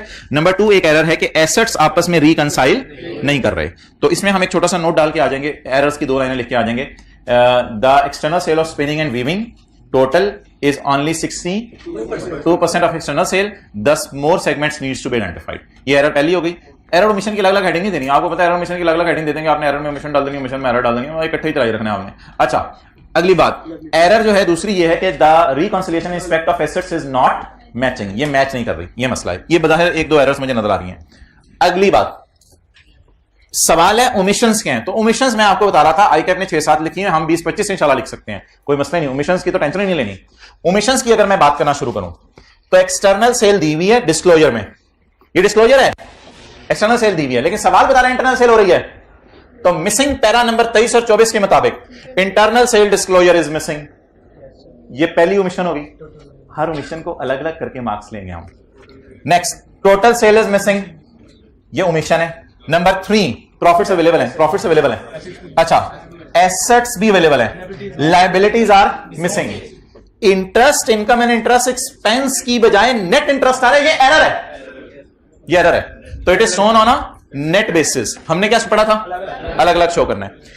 Depreciation is missing, amortisation is missing, I अपनी ये सारी बातें डाली। Depreciation is missing, amortisation is missing, इसके बाद इंपेयरमेंट लॉसेज आर मिसिंग, और जो भी चीजें आ रही थी, इनकम टैक्स इज मिसिंग, ये सारी ओमिशंस है। अलग अलग पॉइंट बना के डालेंगे, ये को ओवर एक्शन नहीं बना के तीसरे पॉइंट में सबको इकट्ठा करके डाल दिया। अलग अलग चीजें पाएंगे कि ये सारे डिस्क्लोजर्स मिसिंग है। इसके बाद एक चीज जो उसने सोल्यूशन में नहीं लिखी हुई, रिकंसाइलिंग आइटम्स को इसने नॉन रिपोर्टेबल और अदर एडजस्टमेंट्स को इकट्ठा कर दिया, ये भी शायद एरर है, तो इसको इसे अलग अलग शो करना चाहिए था। तो ही शुड हैव सेग्रीगेटेड, अभी थोड़ी देर पहले मैंने अंग्रेजी में पढ़ाई थी एक जगह पे, he should have segregated the non reportable segments and other adjustments, other adjustments को इसको अलग शो करना चाहिए था। ये भी इसके अंदर एरर समझ लें, ओमिशन समझ लें, जो मर्जी इसको समझ लें। इन द एंड ये इस डिस्क्लोजर को तो इसने चंडी करा दिया, इसको तो बिल्कुल ही इसने फारग कर दिया, इस डिस्क्लोजर को तो इसने लिफ्ट भी नहीं कराई, ये तो इसने बनाने की भी जहमत नहीं की। तो एंटिटी वाइड डिस्क्लोजर्स के अंदर ये दोनों ही मिसिंग है। उसमें हम लिख के आएंगे, as we are doing external sale, so a disclosure of entity wide disclosure relating to external sale in country of domicile and foreign country is missing, ये मिसिंग है या is omitted while preparing this disclosure। Further non current assets, अब मैंने कहा omission में तो फिर check के रखें, हर किस्म की ओमिशन डालें। Further non current assets in Pakistan and foreign country are also omitted. As sale to Hakim is 18% of external sale, so we are relying on major customer, so this disclosure is also missing। बहरहाल solution में आपको सिर्फ 8-10 चीजें मिलेंगी, लिखने में आया 15, 16, 20 लिख सकते हैं। जनरल डिस्क्लोजर भी आप लिख सकते हैं, मिसिंग है। In respect of general disclosures it is not mentioned that things are, ये अंग्रेजी में लिखना चाहिए था, इट इज नॉट मेंशन्ड कि things are divided product wise और ज्योग्राफिकल वाइज। अच्छा भैया मुझे ये बताएं, चलें सारी चीजें छोड़ें, मुझे ये बताएं इसमें से कोई 4-5 बातें कितने लोग लिखाते, 4-5 बातें जरा हाथ खड़ा करके बताएं। 8 नंबर थे, इंशाल्लाह 5-6 बातें लिख ही आ सकते हैं, लेकिन बात होती है हिम्मत करने की। और एक मसला सुनने क्या होता है, वो मसला ये होता है कि आप कहते हैं नहीं यार ये इतनी सी बात अब मैं लिखूं कि डेप्रिसिएशन इज ओमिटेड, इसमें मुझे मार्क्स मिलेंगे, क्या मतलब अब ये डेप्रिसिएशन इज ओमिटेड, फिर मैं ये लिखूं कि इसके interest expense interest income is separately missing, इसमें मुझे मार्क्स मिलने हैं। गेम तो सारी हकीम की होगी कोई, या एक्सटर्नल सेल की होगी कोई, या ये जो एसेट्स मैच नहीं कर रहे ना, इन्हीं में कोई गेम छुपी हुई है। मैं सादा बातें नहीं लिखता, ये जरा टेक्निकल और बारीक बातें निकालने की कोशिश करता हूं, तो सादा बातों के जो नंबर होते हैं वो आप मिस कर जाते हैं। हाँ जी, हाँ इसको सॉल्व नहीं करना, redrafting of disclosure is not required. Disclosure को रीड्राफ्ट करने की जरूरत नहीं है यार। रीड्राफ्ट ना असल में इसलिए नहीं, हम कर भी नहीं सकते रीड्राफ्ट, क्योंकि स्पिनिंग वीविंग के अलावा डाटा नहीं है। लेकिन अगर भाई ने फरमाइश कर दी है तो हल्की फुल्की मैं आपको रीड्राफ्टिंग कर देता हूं, हल्की फुल्की रीड्राफ्टिंग। एक्सटर्नल सेल कितनी है? 2530। एक्सटर्नल सेल है 2530। इसमें से 30% किसको है? मिडल ईस्ट को, तो इसका 30% 1518 और 70% बैलेंसिंग 10 771, ये होगी थोड़ी सी रीड्राफ्टिंग ऑफ डिस्क्लोजर जो मुझसे मांगी नहीं. The entity is relying on Hakeem. The entity is relying on Hakeem because 10% of external sale are at least made to Hakeem. नाम बदल दें, हकीम लिमिटेड कर देते हैं. नाम नहीं लिखना. ओ छा गए हैं आप लोग, छा गए आप लोग. एक्सेलेंट. नाम नहीं लिखना हकीम का, मसला हो जाएगा.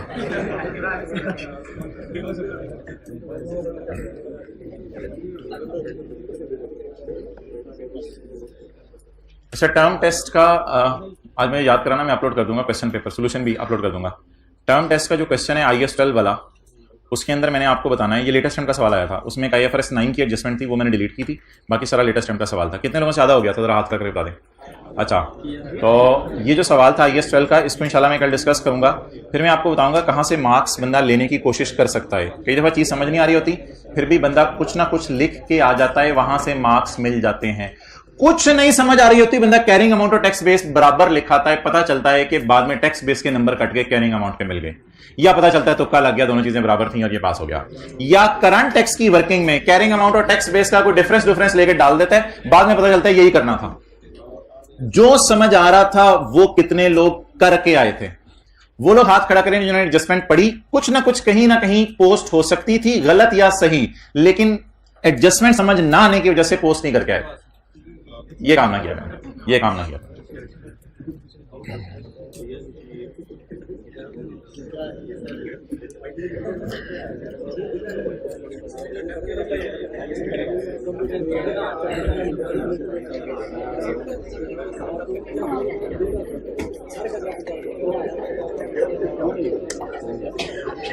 IAS 12 hand written page number 5. IAS 12 के हैंड रिटन पेज नहीं खत्म हो रही, ये नया आया मार्केट में, बिल्कुल अभी बांटा है. IAS 12 hand written page IAS 12 एक छोटा सा कॉन्सेप्ट है, उसके लिए आपने छोटी सी अकल लगानी है और बहुत बड़ी बात आपको समझ आ जाएगी. ये भी एक कॉन्सेप्ट लेटेस्ट टाइम में इसने टेस्ट किया था, लेकिन ये मैंने अभी नहीं डाला था टेस्ट में. टेस्ट में दो चीजें डिलीट की थी, IFRS 9 की एडजस्टमेंट और ये वाला कॉन्सेप्ट, बस. इसके अलावा एज सवाल कॉपी पेस्ट था, और कल मैंने खुद उसका सारा सोल्यूशन बनाया बैठ के, और इंशाल्लाह आज वो अपलोड भी कर दिया जाएगा. और जब आप टी काउंट्स और बाकी चीजें देखेंगे आप कहेंगे ओ अच्छा ये करना था. और उसमें जो सबसे मजे की एडजस्टमेंट थी वो रिवैल्यूएशन सरप्लस पड़ा हुआ था और लॉस आ गया था, उसकी मैंने आपको जर्नल एंट्री करवानी है. जिस शहजादे ने उसकी जर्नल एंट्री ये नहीं की उसको पड़ेगी कुट, क्योंकि DTL अकाउंट में इसका इंपैक्ट जाना था. DTL अकाउंट में 6 रुपए का इंपैक्ट जाना था. कितने लोगों ने एंट्री की थी 6 रुपए की? जिसने तो 6 रुपए की एंट्री कर ली थी उसको तो ये बात समझ आ गई थी. कहता था सवाल में, टर्म टेस्ट के सवाल में लिखा हुआ था, जो लोग इधर उधर देख रहे हैं मुझे पता है, दे आर नॉट गिवन. तो सवाल में कह रहा था 6 का रिवैल्यूएशन लॉस आया है, लेकिन पहले से कोई सरप्लस पड़ा हुआ था उसके अगेंस्ट. तो ये एंट्री होती थी हमारी FR1 की क्लास में, सरप्लस डेबिट एसेट क्रेडिट, लेकिन FR2 की क्लास के अंदर ये एंट्री होनी थी DTL डेबिट, और DTL अकाउंट में ये जानी थी फिगर. बहरहाल ये टेस्ट खुलेगा फिर मैं आपको बताऊंगा. ओके, अच्छा एक कॉन्सेप्ट है अनयूज्ड टैक्स लॉसेस का. इस पे क्या बनता है? डेफर्ड टैक्स एसेट बनता है. अनयूज्ड लॉसेस कौन से होते हैं? जो इस साल आ गए हैं लेकिन माइनस नहीं हो सके. और कब माइनस होंगे? अगले साल. अनयूज्ड टैक्स लॉसेस का सफा बांट दिया गया आपको, नहीं बांटा हुआ तो सबर करें. टैक्स रेट है 30%. 2015 में टैक्सेबल लॉस आया मुझे कितना? 200 का. अच्छा मुझे बताएं 15 में खड़े होकर मुझे इल्हाम होता है कि 16 में कितना आना है? तो नीचे वाली लाइन पढ़ते हुए ना ये ना देखिएगा, वरना आप कंफ्यूज हो जाएंगे. समझ आ गई? नीचे वाली लाइन पढ़ते हुए ये ना देखिएगा, क्योंकि 15 में खड़े होकर मुझे इल्हाम नहीं होता क्या होना है. 16 का डाटा सवाल दे देता है, क्योंकि सवाल 16 में भी पहुंचा होता है पहुंची भी सरकार, लेकिन हम तो 15 में खड़े हैं. 15 में मुझे लॉस कितना आया? 200 का. जब बिजनेस को लॉसेस आते हैं तो बिजनेसेस अक्सर समझते हैं कि अब तो मुश्किल ही है, अब तो बेड़ा पार होगा या गर्क होगा, अब तो बेड़ा गर्क ही होगा. स्टैंडर्ड कहते हैं भाईजान जब आपको लॉस आ जाए तो खड़े हो और सोचो, सोचो सोचो सोचो, खड़े हो और सोचो फ्यूचर में लॉस ही आने हैं. हाँ जी लॉस ही आने हैं. गर्क ही होने हैं? हाँ गर्क ही होने हैं. मत बनाओ डेफर्ड टैक्स एसेट. क्यों बना रहे हो डेफर्ड टैक्स एसेट? फ्यूचर में प्रॉफिट आने ही नहीं तुम्हें. बराबर बंद करने की सोचो, बस खत्म करो काम तुम लोग. अगर आपको आ जाए लॉस लॉस लॉस, खड़े होकर सोचो फ्यूचर में प्रॉफिट आने हैं. नहीं जी कोई प्रोग्राम नहीं लग रहा, बस साल दो फॉर्मेलिटी के तौर पे बिजनेस चलाएंगे, नाम है हमारा, तो आहिस्ता आहिस्ता इंशाल्लाह बंद कर देंगे 1-2 साल में. फ्यूचर में लॉसेज ही आने हैं. तो बता दें फ्यूचर में सेविंग होनी है टैक्स की. जब प्रॉफिट ही नहीं आने तो लॉसेज माइनस ही नहीं होने, तो टैक्स बचना ही नहीं. समझ आ गई बात की? लेकिन क्या ऐसा भी हो सकता है कि फ्यूचर में प्रॉफिट्स आने की उम्मीद हो? तो स्टैंडर्ड कहते हैं उम्मीद लगाओ. अगर आपको लग रहा है प्रॉफिट्स आने हैं तो अंदाजा लगाओ कितने आने हैं। आपने कहा अगले 20 साल 30 साल 50 साल में हमें कितने प्रॉफिट्स आने हैं, हमें क्या पता। कहते लगाओ अंदाजा। हमने कहा नहीं लगा सकते। कहते मैं पेपर में दे दूंगा फिगर, परेशान ना होना, फिर पेपर में फिगर दे दूंगा। एज ऑन 31 दिसंबर 15 पे खड़े होकर it was expected that future taxable profits in all years, अपनी तरफ से डाल रहा हूं और बात भी यही है, future taxable profits in all years will be limited. Future में प्रॉफिट को खास नहीं आने सारे सालों में। And only taxable profits of 180 will arise in future. और फ्यूचर में सिर्फ कितने प्रॉफिट्स आने हैं। इस वजह से एक चीज मैंने सवाल में डाल दी, लेकिन आपको सवाल में ना भी डाली हो कोई मसला नहीं। मुझे बताएं, आपको मैंने क्या बताया था, अनयूज लॉसेस को इस साल डेफर्ड टैक्स एसेट की कैलकुलेशन में डालना है और अगले साल करंट टैक्स में माइनस करना है। कोई बंदा झांकी मार के ये तो नहीं देख रहा, सोचा है 180 आएंगे, 300 350 गए, ये ना देखें। मैं खड़ा हूं 31/12/15 की रात को उदास, और मुझे क्या आ गया है, लॉसा, और यहां पे खड़े होकर सोच रहा हूं फ्यूचर में मेरे साथ कितनी हो सकती है। तो ये तो या तो ये हो सकती है कि लॉसेस ही आते रहे या कुछ हल्के फुल्के। अब आपका क्या मशवरा है, 200 पे डेफर्ड टैक्स की सेविंग बुक करूं या 180 पे? 180 इंशाल्लाह मैं सोच रहा हूं फ्यूचर में आएगा। 180 में से 200 माइनस कर नहीं सकूंगा, सिर्फ कितना माइनस कर सकूंगा, 180। तो 2015 की deferred tax asset of 180 was recorded. वो मैंने आपको शो भी कर दिया। आईकैप ने ना ये फिगर शो की हुई थी, हालांकि आईकैप को ये फिगर देने की जरूरत नहीं थी। 180 वाज ना हमें सवाल सॉल्व करने के लिए। अब मैं 15 के एंड पे खड़े होकर किसकी वर्किंग करूंगा, डेफर्ड टैक्स की। दिल क्या चाह रहा था, कितने लॉस के ऊपर रेट लगाऊं, क्योंकि 200 इंशाल्लाह डिडक्टेबल इन फ्यूचर हो जाएगा जब कभी प्रॉफिट्स आएंगे। लेकिन पता चल गया कि प्रॉफिट आने कोई नहीं, ठीक है। मुझे किसी फरिश्ते ने आके बता दिया तू और प्रॉफिट कोई नहीं आने।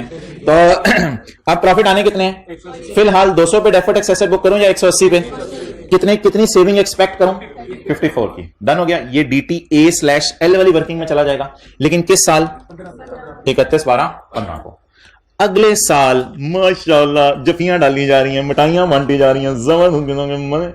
अगले साल टैक्सेबल प्रॉफिट कितने आ गए, 350। खूब दुआएं की हमने, रो रो के मांगा अल्लाह से, तो प्रॉफिट्स हमारे कितने आ गए, 350। अब मैं क्या कहूं, मैंने 180 माइनस करना है, चपेड़ मारे बंदा, मैंने 180 माइनस करना है, कर पूरा माइनस। लॉ ने तो इजाजत दी है ना पूरा माइनस करने की।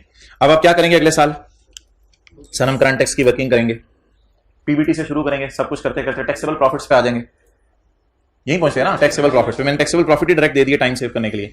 टैक्सेबल प्रॉफिट्स पे आ जाएंगे और पुराने साल का लॉस अल्हम्दुलिल्लाह पूरा माइनस करेंगे, पूरा माइनस करेंगे। सेविंग सोचिए कितनी थी, 180 पर 54 सेविंग सोची थी, 180 पर, लेकिन चवन छोड़े चवल नहीं, 180 पर 54 सोची थी, लेकिन सेविंग 180 पे हुई या 200 पे हुई, रिकॉन्सिलेशन आउट हो जाएगी इस साल रिकॉन्सिलेशन आउट हो जाएगी।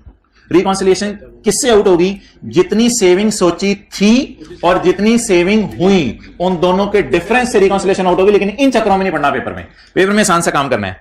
कितना लॉस आया था, कितना प्रॉफिट सोचा था, कितना डिफरेंस है, 20 पर सेविंग बुक नहीं की हुई या 20 की सेविंग बुक नहीं की हुई, 20 पर सेविंग बुक नहीं की हुई। तो पहले 180 पर रेट लगाया, अब किस पे रेट लगा दें, ये ना आपने अब क्या करना है, करंट टैक्स में तो पूरा 200 माइनस कर देना, लेकिन जब आप रिकॉन्सिलेशन बनाएंगे, CTDT में अल्लाह का शुक्र है कोई चेंज नहीं है, कोई चेंज होती है मैं बताता हूं, कोई चेंज नहीं है। आपने एक रिकॉन्सिलिएशन में पीबीटी डालना है, टैक्स रेट डालना है, टैक्स निकालना है, वो पुराने तरीके से। एक नई चीज डालनी है, 20 रुपए।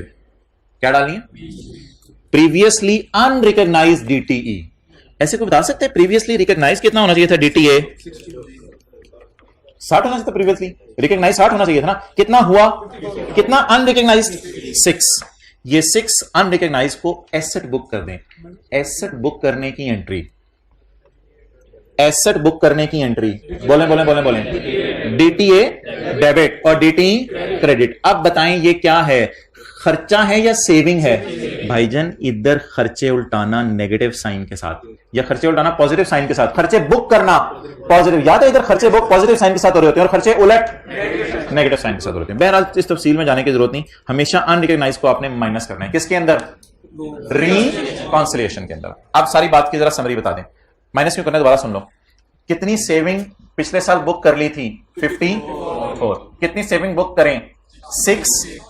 रिकॉन्सिलिएशन के अंदर जो नोट का ऊपर वाला हिस्सा होता है ना, जो नोट का ऊपर वाला हिस्सा होता है उसमें खर्चे पॉजिटिव साइन के साथ आते हैं, खर्चे नेगेटिव साइन के साथ आती हैं, खुशियां कितनी खुशी बुक कर ली थी, कितनी नहीं बुक की थी, हो गई अब बुक कर लें, हो गई है तो बुक करें। खुशी बुक करना, रिकॉन्सिलिएशन में खर्चे पॉजिटिव साइन के साथ आते हैं यार, खर्चे पॉजिटिव, तो खुशी बुक हो रही है तो किस साइन के साथ, नेगेटिव साइन। तो सादा सी बात याद रख लें, जिसपे आपने पिछले साल डेफर्ड टैक्स एसेट नहीं बनाया होगा उस पे इस साल डेफर्ड टैक्स एसेट बना लेंगे। अब ये बनाने की जरूरत भी नहीं होगी, कुछ भी नहीं होगी, बनाने की जरूरत नहीं होगी, ये डेफर्ड टैक्स एसेट नहीं बन रहा, ये जो पुराना मिस हुआ था ना वो रिकॉन्सिलिएशन में आ जाएगा बस।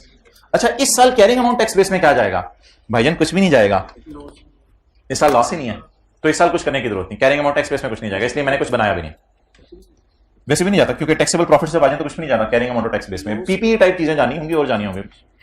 तो जिस साल लॉस आए उस साल कहां जाता है, बोले बोले बोले, डेफर्ड टैक्स एसेट में। जिस साल लॉस आए डेफर्ड टैक्स एसेट की वर्किंग में जाता है, डीटीएल ए वाली। और अगले साल जब प्रॉफिट में से लॉस माइनस हो और सारा माइनस हो जाए तो बस करंट टैक्स में जाके फारिग हो जाता है। लेकिन अगर पिछले साल पूरी सेविंग बुक ना की हो, इस साल सीटीडीटी की वर्किंग नहीं छेड़नी, सिर्फ रिकॉन्सिलिएशन में एक नई लाइन आ जाएगी। सो दैट इज पेज नंबर 5। बस ठीक है, लीज रिवाइज करें, लीज की रिवीजन। मिसिंग रेंटल के फॉर्मूले से शुरू करते हैं, बिस्मिल्लाहिर्रहमानिर्रहीम। मिसिंग रेंटल के फॉर्मूले से, किधर है डस्टर?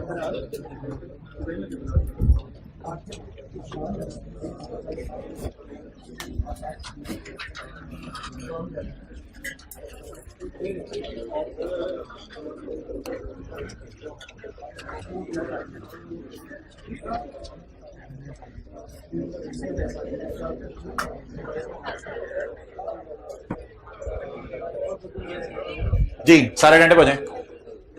पास पेपर का क्वेश्चन नंबर 9 हम करने लगे हैं, स्क्वायर लिमिटेड वाला, लेकिन उससे पहले मैं जरा रिवीजन कराने लगा हूं, 5-10 मिनट लग जाएंगे। रिवीजन सिर्फ आज होगी मैन्युफैक्चरर डीलर लेसर की, चीजें आपको भूली होंगी, इसलिए मैं समरी खोले बगैर रिवाइज करा रहा हूं, जरा फ्रेश माइंड के साथ आपको समझ आएंगे। मुझे ये खैर चलने दो रिकॉर्डिंग। मुझे ये बताएं कि आमतौर पे लेसर का सवाल जीआई और एनआई से शुरू होता है। किसी को याद हो मैन्युफैक्चरर डीलर लेसर का सवाल कहां से शुरू होता है? Cost, fair value, gross investment, net investment. ये किसका सवाल शुरू होता है? मैन्युफैक्चरर डीलर लेसर का। कॉस्ट, फेयर वैल्यू, जीआई और एनआई।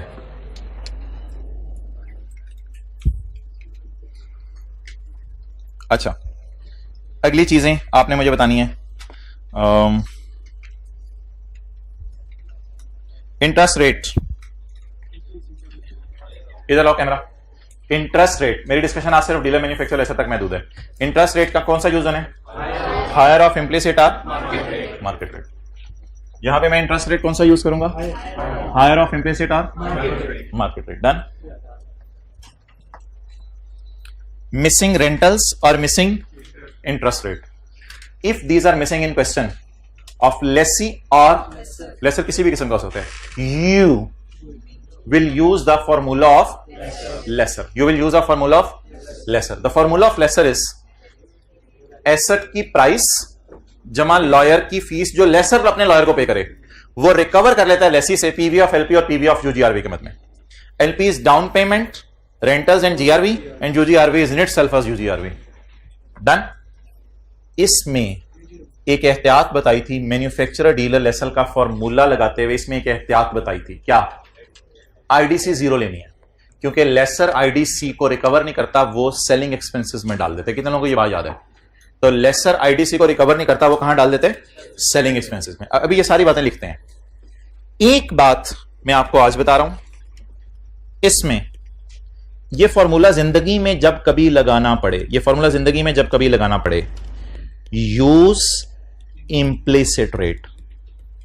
कौन सा रेट यूज करना है? Implicit rate. इंप्लिसिट रेट का मतलब होता है लेसर जो रेट चार्ज कर रहा है, असल में लेसर इसी डेटे को सामने रखते हुए रेट चार्ज करता है। ये फॉर्मूला लगाने में क्या चार्ज करना है? इंप्लिसिट रेट चार्ज करना है। डन होगी ये बात। इन सारी बातों को सवाल पर अप्लाई करते हैं।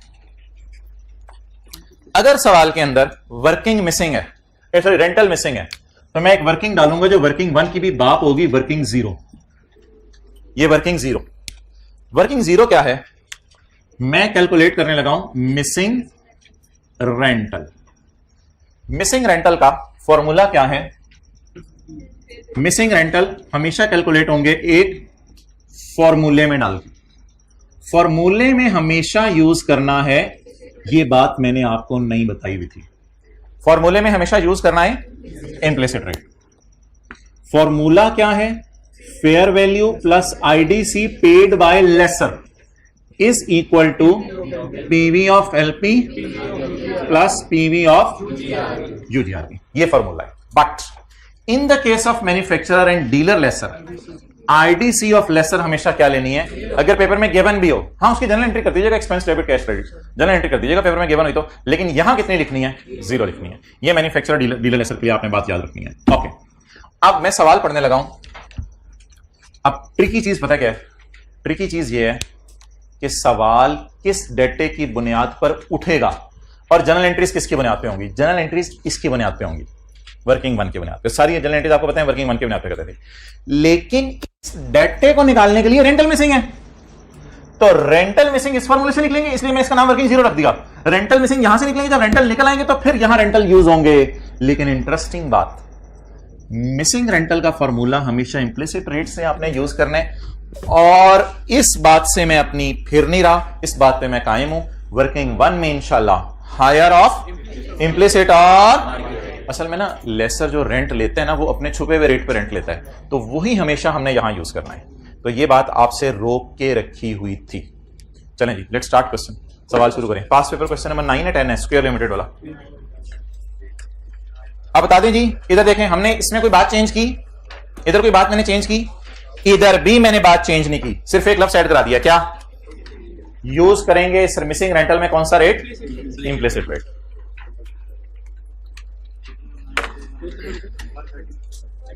Page number 130, IFRS 16।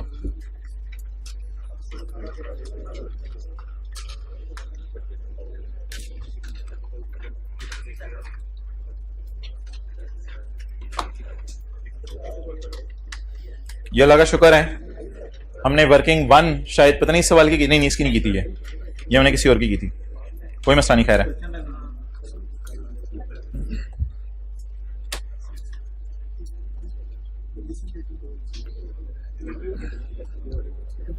ये सवाल हमारा रहता था, तो इसको आज इंशाल्लाह करते हैं। Square limited is a dealer of electronic items. Electronic items में क्या करता है? डील करता है। Square limited is a dealer of electronic items. Square limited ने रेफ्रिजरेटर खरीदा है फ्रॉम अ मैन्युफैक्चरर।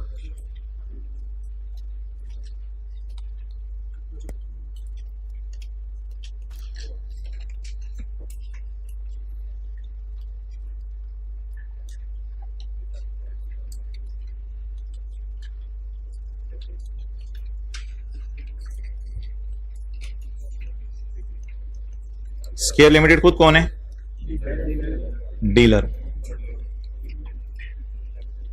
ये गया किसी मैन्युफैक्चरर के पास, मिसाल के तौर पे रेफ्रिजरेटर लेना है तो पेल के पास चला गया। इसने पेल से जाके बात की कि मैं आपको पैसे देता हूं, आप मुझे रेफ्रिजरेटर दें। Square limited is a dealer of electronic items. Dealer का मतलब ये होता है कि इसकी दुकान, ये सिंपल असर नहीं है, इसकी दुकान पे आप चले जाएं तो, बैंक में चले जाएं तो गाड़ियां नहीं मिलेंगी आपको, बैंक के अंदर चले जाएं तो बैंक में शोरूम हो जाए गाड़ियों का, नहीं, लीजिंग कंपनी में चले जाएं तो शोरूम नहीं होगा गाड़ियों का। लेकिन ये जो है ना स्केयर लिमिटेड, ये खुद डीलर है, तो डीलर का मतलब है ये चीजें खरीदा बेचता रहता है, खरीदा बेचता रहता है। ट्रेडर भी कहते हैं इसको, डीलर को ट्रेडर भी कहते हैं, मैन्युफैक्चरर नहीं होता ये डीलर होता है। अच्छा, इसकी कोशिश होती है कि मैन्युफैक्चरर जिस प्राइस पे चीज बाजार में बेच रहे हैं ना, उससे थोड़ा सा डिस्काउंट करा के सस्ती ले ले, ताकि ये उसी प्राइस पे बेचे जिस पे मैन्युफैक्चरर बेच रहा है। लेकिन मैन्युफैक्चरर को इसलिए तसल्ली हो जाती है कि उसके सेल आउटलेट्स बढ़ जाते हैं बजरिया डीलर्स। तो SL acquire refrigerator from a manufacturer at a discount of 15% on retail price of 3 lakh per unit. 3 lakh रुपए का एक है, लेकिन उसने मैन्युफैक्चरर से कहा यार 3 लाख का तो तू भी बेच रहा है, मुझे थोड़ा सस्ता बेच ताकि मैं आगे थोड़ा महंगा करके बेचूं। तो ये मैंने आपको कैलकुलेशंस करवाई भी थी एक दफा सवाल में, लेकिन एक काम में आगे जाके लेने लगा हूं क्योंकि वो सवाल के अंदर इसलिए जरूरी है कि नंबर ऑफ रेफ्रिजरेटर्स चलेंगे तो सवाल चलेगा। जी मोहतरम, पूछे सवाल। ये रिटेल प्राइस है, रिटेल प्राइस उसकी 3 लाख। रिटेल प्राइस का मतलब होता है चीज के साथ जो टैग लगा हुआ है। मैन्युफैक्चरर अपनी दुकान पे कितने का बेच रहा है? 3 लाख। अच्छा, एक बात याद रखिएगा, आप होंडा एटलस कार गाड़ी लेने चले जाएं आपको 50 लाख की मिलेगी, लेकिन कलमा चौक पे जो डीलर है उधर भी चले जाएं तो आपको 50 लाख की मिलेगी। इसका मतलब क्या है? इसका मतलब है कि डीलर होंडा से थोड़ी सस्ती खरीदता है क्योंकि बल्क में खरीदता है। तो अब ये क्या करेगा जी, 3 लाख की तो फेयर वैल्यू हो जाएगी, लेकिन 15% के एतबार से डिस्काउंट मिलेगा। तो ये कोई इंप्लिसिट रेट, मार्केट रेट नहीं है, ये तो इंप्लिसिट और मार्केट रेट की डिस्कशन होगी जब लेसी की बातें शुरू होगी। ये तो इसे कह रहा है खुदा के लिए जिगर मुझे 100 वाली चीज 85 की दे दे, खुदा के लिए मुझे 100 वाली चीज 85 की दे दे, ये तो इससे जाकर रिक्वेस्ट कर रहा है। ऑन 1 जनवरी, फिर 1 जनवरी को एसएल सोल्ड, ओ हो, फिर तो नया बंदा बनाना पड़ेगा हमें, इधर तो नया बंदा बनाना पड़ेगा। SL sold on 1 January, SL sold 12 refrigerator to Cube hotel. Hotel वालों को ज्यादा रेफ्रिजरेटर चाहिए होंगे, उधर उन्होंने बकरे रखने हैं। क्यूब होटल, क्यूब होटल को हमने बेचे, क्या बोले बेचे, बोले refrigerator at retail price but on lease. खाली 3 लाख के नहीं बेचे, बल्कि ऊपर लीज किसने बना के दिया उसे, इसका मतलब है 3 लाख से भी उससे ज्यादा पैसा लेने की ख्वाहिश होगी हमारी। तो एट रिटेल प्राइस बेचे, फिर तो ये नॉर्मल सेल हो जाती। अगर एट रिटेल प्राइस होते तो फिर पता है क्या एंट्री होती, इधर नहीं, इधर एंट्री होती परचेज डेबिट कैश क्रेडिट, और इधर एंट्री होती कैश डेबिट सेल क्रेडिट। लेकिन ये वाली एंट्री हमने करनी नहीं, क्योंकि एट लीज लिखा हुआ है आगे। तो इसका मतलब है हम खाली बेच रहे हैं या लीज पे बेच रहे हैं, लीज पर बेच रहे हैं। द रेट ऑफ इंटरेस्ट छुपा हुआ in the lease is 10%। The payment is to be made in 3 annual equal instalments payable in advance. पहले साल के शुरू में एक किस्त आएगी, दूसरे साल के शुरू में एक किस्त आएगी, तीसरे साल के शुरू में एक किस्त आएगी, और इधर रेफ्रिजरेटर चले जाएंगे, और इधर रेफ्रिजरेटर इधर चले जाएंगे, और ये इसको पैसे दे के रेफ्रिजरेटर खरीदेगा। तो डीलर मैन्युफैक्चरर से खरीदेगा, मैन्युफैक्चरर को पैसे देगा, ये रेफ्रिजरेटर बन जाएंगे डीलर के। फिर डीलर क्या करेगा, रेफ्रिजरेटर इसको लीज पे देगा, पहले साल के शुरू में किस्त लेगा, दूसरे साल के शुरू में किस्त लेगा, और तीसरे साल के शुरू में किस्त लेगा। इनके दरमियान का रेंटल हो सकता है सवाल में मिसिंग हो। अगर रेंटल इनके दरमियान का मिसिंग हुआ तो ये वाला फॉर्मूला लगेगा, और जब सवाल सॉल्व करने की बारी आए तो फिर हमने वो नहीं करना, फिर हम वर्किंग वन प्रॉपर करेंगे। The payment is to be made in 3 equal annual installments in advance. Residual value at the end of 3 years is nil. अच्छा, मैंने आपको बताया था ये रेजिडुअल वैल्यू जो है ना यूजीआरबी लेनी है जब भी सवाल साइलेंट हो। रेजिडुअल वैल्यू अनलेस गारंटी कर दे हमेशा क्या लेनी है, अनगारंटीड, लेकिन निल है तो इसलिए छोड़ने पड़े। The market rate of interest is 14%। तो ये 2 रेट है भाईजान। मार्केट रेट कितना है, इंप्लिसिट रेट। वर्किंग जीरो कहां से करेंगे, 10% से, और working one higher of market rate and implicit rate. Done. चलें लेट्स स्टार्ट। कॉस्ट पहले जरा फेयर वैल्यू बता दें। 3 लाख एक की है, हम एक के ऊपर कैलकुलेशन करके एंड पे 12 से मल्टीप्लाई करें या अभी 12 से मल्टीप्लाई करें, अभी 12 नहीं एंड पे फिर वो हर चीज को साथ साथ मल्टीप्लाई करते हैं 12 से। 300 जरा 12 30। ये रेफ्रिजरेटर अगर कोई बंदा पैसे लेके आए तो स्केयर वाले, स्केयर दरमियान वाली डायग्राम थी, स्केयर वाले इसको 3600 का बेचेंगे, लेकिन स्केयर वालों ने खुद तो सस्ता खरीदा होगा ना, तो इन्होंने 15% के डिस्काउंट पे खरीदा हुआ है। तो इसका कोई मुश्किल कैलकुलेशन नहीं, 3600 पे 15% डिस्काउंट माइनस कर दें, माइनस 15% ऑफ 3600, कोई डिवाइडेड बाय मल्टीप्लाइड बाय करने के चक्रों में ना पड़े, बस फेयर वैल्यू में से माइनस कर दें 15% डिस्काउंट, 30। तो 3060 वाली चीज 3600 में स्केयर बेच सकता है अगर ये किस्तों वाला काम शुरू ना करे, लेकिन इसने किस्तों वाला काम शुरू करना पसंद किया। अच्छा, जीआई की वैसे जरूरत नहीं होती, जीआई की कई दफा इसलिए जरूरत होती है कि जीआई के बेस पे ना हम इधर अनअर्न्ड इंटरेस्ट निकाल लेते हैं, फिर अनअर्न्ड इंटरेस्ट कभी कभी हेल्प करता है हमें नोट बनाते हुए, मैच्योरिटी एनालिसिस में शॉर्टकट यूज हो जाते हैं, तो जीआई की इसलिए जरूरत होती है। तो GI is LP plus UGRB and NI is PV of LP plus. अब सारी गेम ये है कि यहां रेट कौन से यूज करने हैं और यहां रेट कौन से यूज करने हैं। चलें जी, पहले वर्किंग जीरो कर लें, वर्किंग वन, वर्किंग जीरो करें। Let's start. वर्किंग जीरो में मुझे फेयर वैल्यू चाहिए, आईडीसी हो भी तो मैं जीरो लूंगा अगर मैन्युफैक्चर डीलर लेसर का सवाल होगा। और अगली बात, PV of LP, rental missing है, पीवी ऑफ यूजीआरबी सवाल में गिवन ही नहीं है यानी जीरो है, तो सारा डेटा अल्लाह का शुक्र अवेलेबल है। फेयर वैल्यू पकड़े जी 3600, अगर गिवन भी होती तो ना लेते। Lease payment comprise of down payment which is not given, it comprises of rentals which is not given, which is down payment is 0 and rentals are missing and GRV is 0। तो इसलिए आज आके rental बच गए, तो rental को मैं R ले लेता हूं, लेकिन मैं R एक दफा खाली भी लिखूंगा क्योंकि एडवांस का सवाल है। X ले लें, R ले लें, जो मर्जी लिख लें। ये पहला फर्स्ट कर लें यार, रेंटल है मैं कहता हूं 5000 का, तो 5000 इस तरह कर लें, 5000 जमा 5000 इंटू फॉर्मूला लगा लें, इसी तरह करते हैं ना एडवांस के सवालों में। तो रेंटल मुझे मिसिंग है, इसको मैं, ये पहली वाली किस्त हो गई, दूसरी वाली किस्त पकड़ के 1 - 1.5 1 माइनस 1.1 रेज टू पावर -2। और इसकी लॉजिक याद रखिएगा, जाहिर बात है लेसर अपने वाला रेट ही चार्ज करके अट्रैक्ट करता है ना अपनी तरफ, मार्केट से कम रेट चार्ज करके। तो रेंटल पहले तो लेसर निकाले, अगला सवाल बाद में सॉल्व करेंगे। और पीवी ऑफ यूजीआरबी 0। लेकिन मुझे याद है इसको हम रेड मार्कर से इसलिए शायद लिखते होते थे या ब्लू मार्कर से, क्योंकि ये जो पहली एंट्री होती है ना जीप सी, उसमें कॉस्ट माइनस पीवी ऑफ यूजीआरबी करनी होती है। तो हम यूजीआरबी को ना अलग अलग निकाल रहे होते थे साथ साथ, लेकिन फिलहाल यूजीआरबी अल्लाह का शुक्र है सवाल में गिवन नहीं है। 1316 ये डाटा अल्लाह का शुक्र है पहले ही 12 रेफ्रिजरेटर्स का है, तो इसको आप कुछ मल्टीप्लाई करने की जरूरत नहीं है। ये 1316 मेरा रेंटल आ गया। अब अल्लाह का शुक्र है वर्किंग 1 का सारा डाटा इज अवेलेबल। जीआई की जरूरत नहीं है, निकालनी है तो देख लें। डाउन पेमेंट 0, रेंटल 1316 इंटू 3 किस्तें हैं ना, 3 किस्तें हैं। जीआरबी 0 और यूजीआरबी 0। जी जीआई कितना आ गया 3944 और एनआई हाँ। अब सवाल सॉल्व हो रहा है भाईजान। अच्छा इसको ऐसा भी करेंगे, मैं एक जगह जाके ना आपको इसकी समरी लिखवा दूंगा ताकि आपको ये बात याद रहे। वो किधर है हमारी समरी, ये। अब तो भाई मैंने सवाल सॉल्व करना है यार, उस समरी में नहीं लिखा हुआ, माजरत ये मैंने ये अलग से आपको एक पीडीएफ बना कर दिया था। हायर ऑफ इम्प्लिसिट और market rate. So what is higher market rate?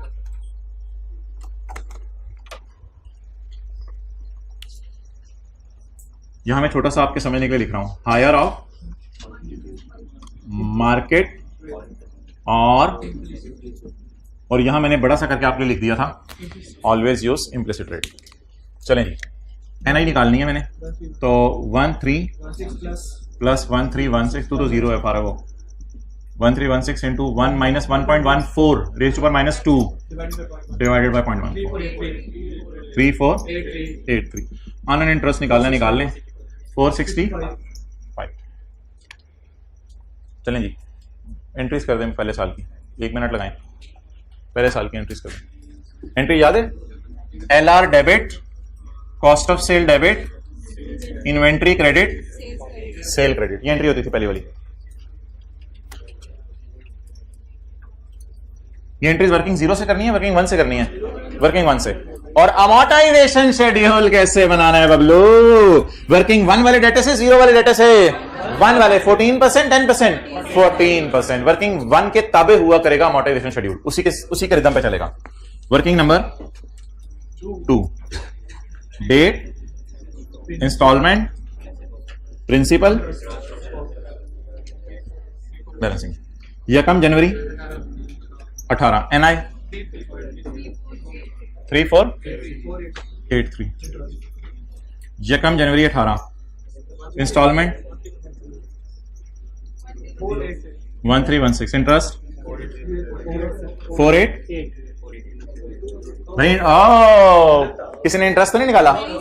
Okay 2167। यकम जनवरी 19, जल्दी जल्दी जल्दी 30 11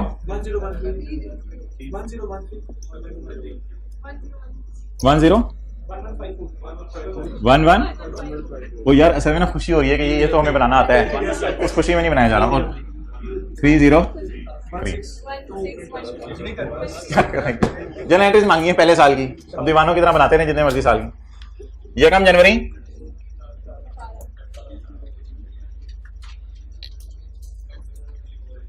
एलआर किस पे बुक होगा? Cost minus good PV of UGRV, sale lower of fair value और पीवी ऑफ एलपी और इन्वेंट्री कॉस्ट पे। माने ना माने पूरी रिवीजन होगी मैन्युफैक्चरर और डीलर एसर के सवाल की। जी एनआई बता दें कितनी है? 3483। What is cost? What is PV of UGRB? 3060 भाई ने क्या आंसर आया मेरे कैलकुलेटर पे 0 माइनस करके। फेयर वैल्यू और पीवी ऑफ एलपी में से लोअर, फेयर वैल्यू और पीवी ऑफ एलपी में से लोअर 3483। कॉस्ट 3060। यकम जनवरी 18, कैश डेबिट और लीज रिसीवेबल और 31 12 18 इंटरेस्ट पहले वो करो ना, इंटरेस्ट रिसीवेबल डेबिट, पेएबल नहीं, इंटरेस्ट रिसीवेबल डेबिट और इंटरेस्ट इनकम 30 अगले साल की नहीं मांगी।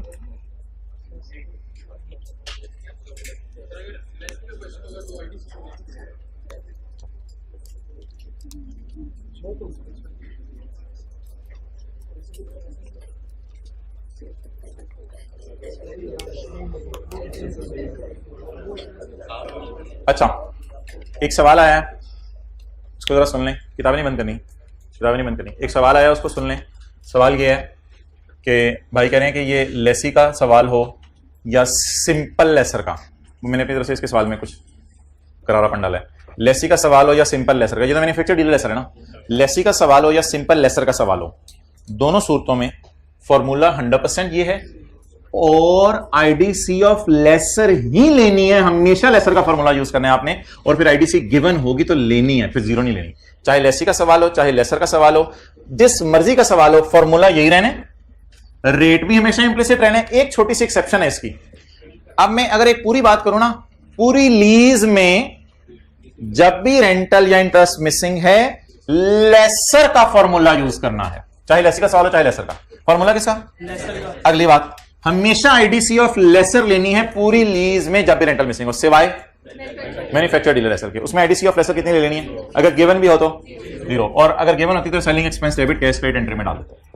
मैं कुछ और कराना चाह रहा था। मैं ये कराना चाह रहा था कि मैं समरी में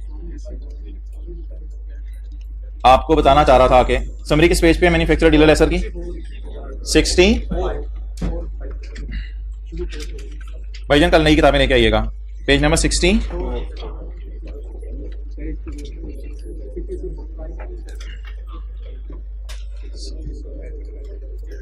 66 इधर देखें।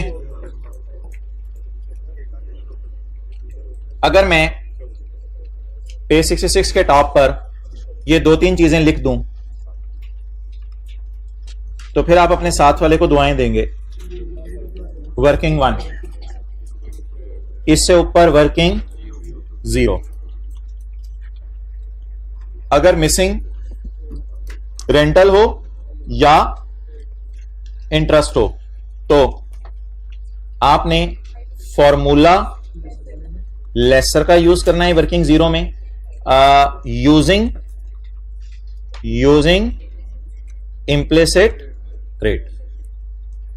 फॉर्मूला क्या यूज करना है? Fair value plus IDC lesser, लेकिन यहां मैं 0 लिख रहा हूं बिकॉज मैं लेसर के लिए कर रहा हूं सॉल्व, मैन्युफैक्चर डीलर के लिए, और जमा PV of LP plus PV of UGRV. Working 1 के आगे कोई ऐसी खूबसूरत चीज मुझे लिखवा दें जो मैंने यहां हाईलाइट की है। हायर ऑफ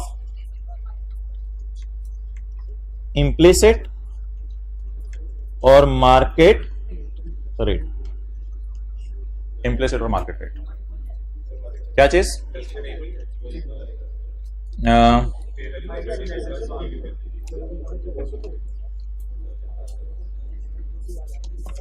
वही बात जो मैंने वहां लिखी है, यहां लिख दिया था ताकि आपकी ये वाली समरी अपडेट हो जाए। आज के बाद याद रखिए, कोई भी ऐसे नया कॉन्सेप्ट पता चले ना तो यहां के जरूर अपडेट किया करें प्लीज वाली समरी के पेज पे, ताकि सारी बातें आखिरी दिन यहीं से रिवाइज हो सकें। ओवर यार होमवर्क, ये 3 चीजें आप रिवाइज करनी पड़ेंगी। एक तो आपको पूरा ये फर्स्ट सेट नजर मार के आना पड़ेगा।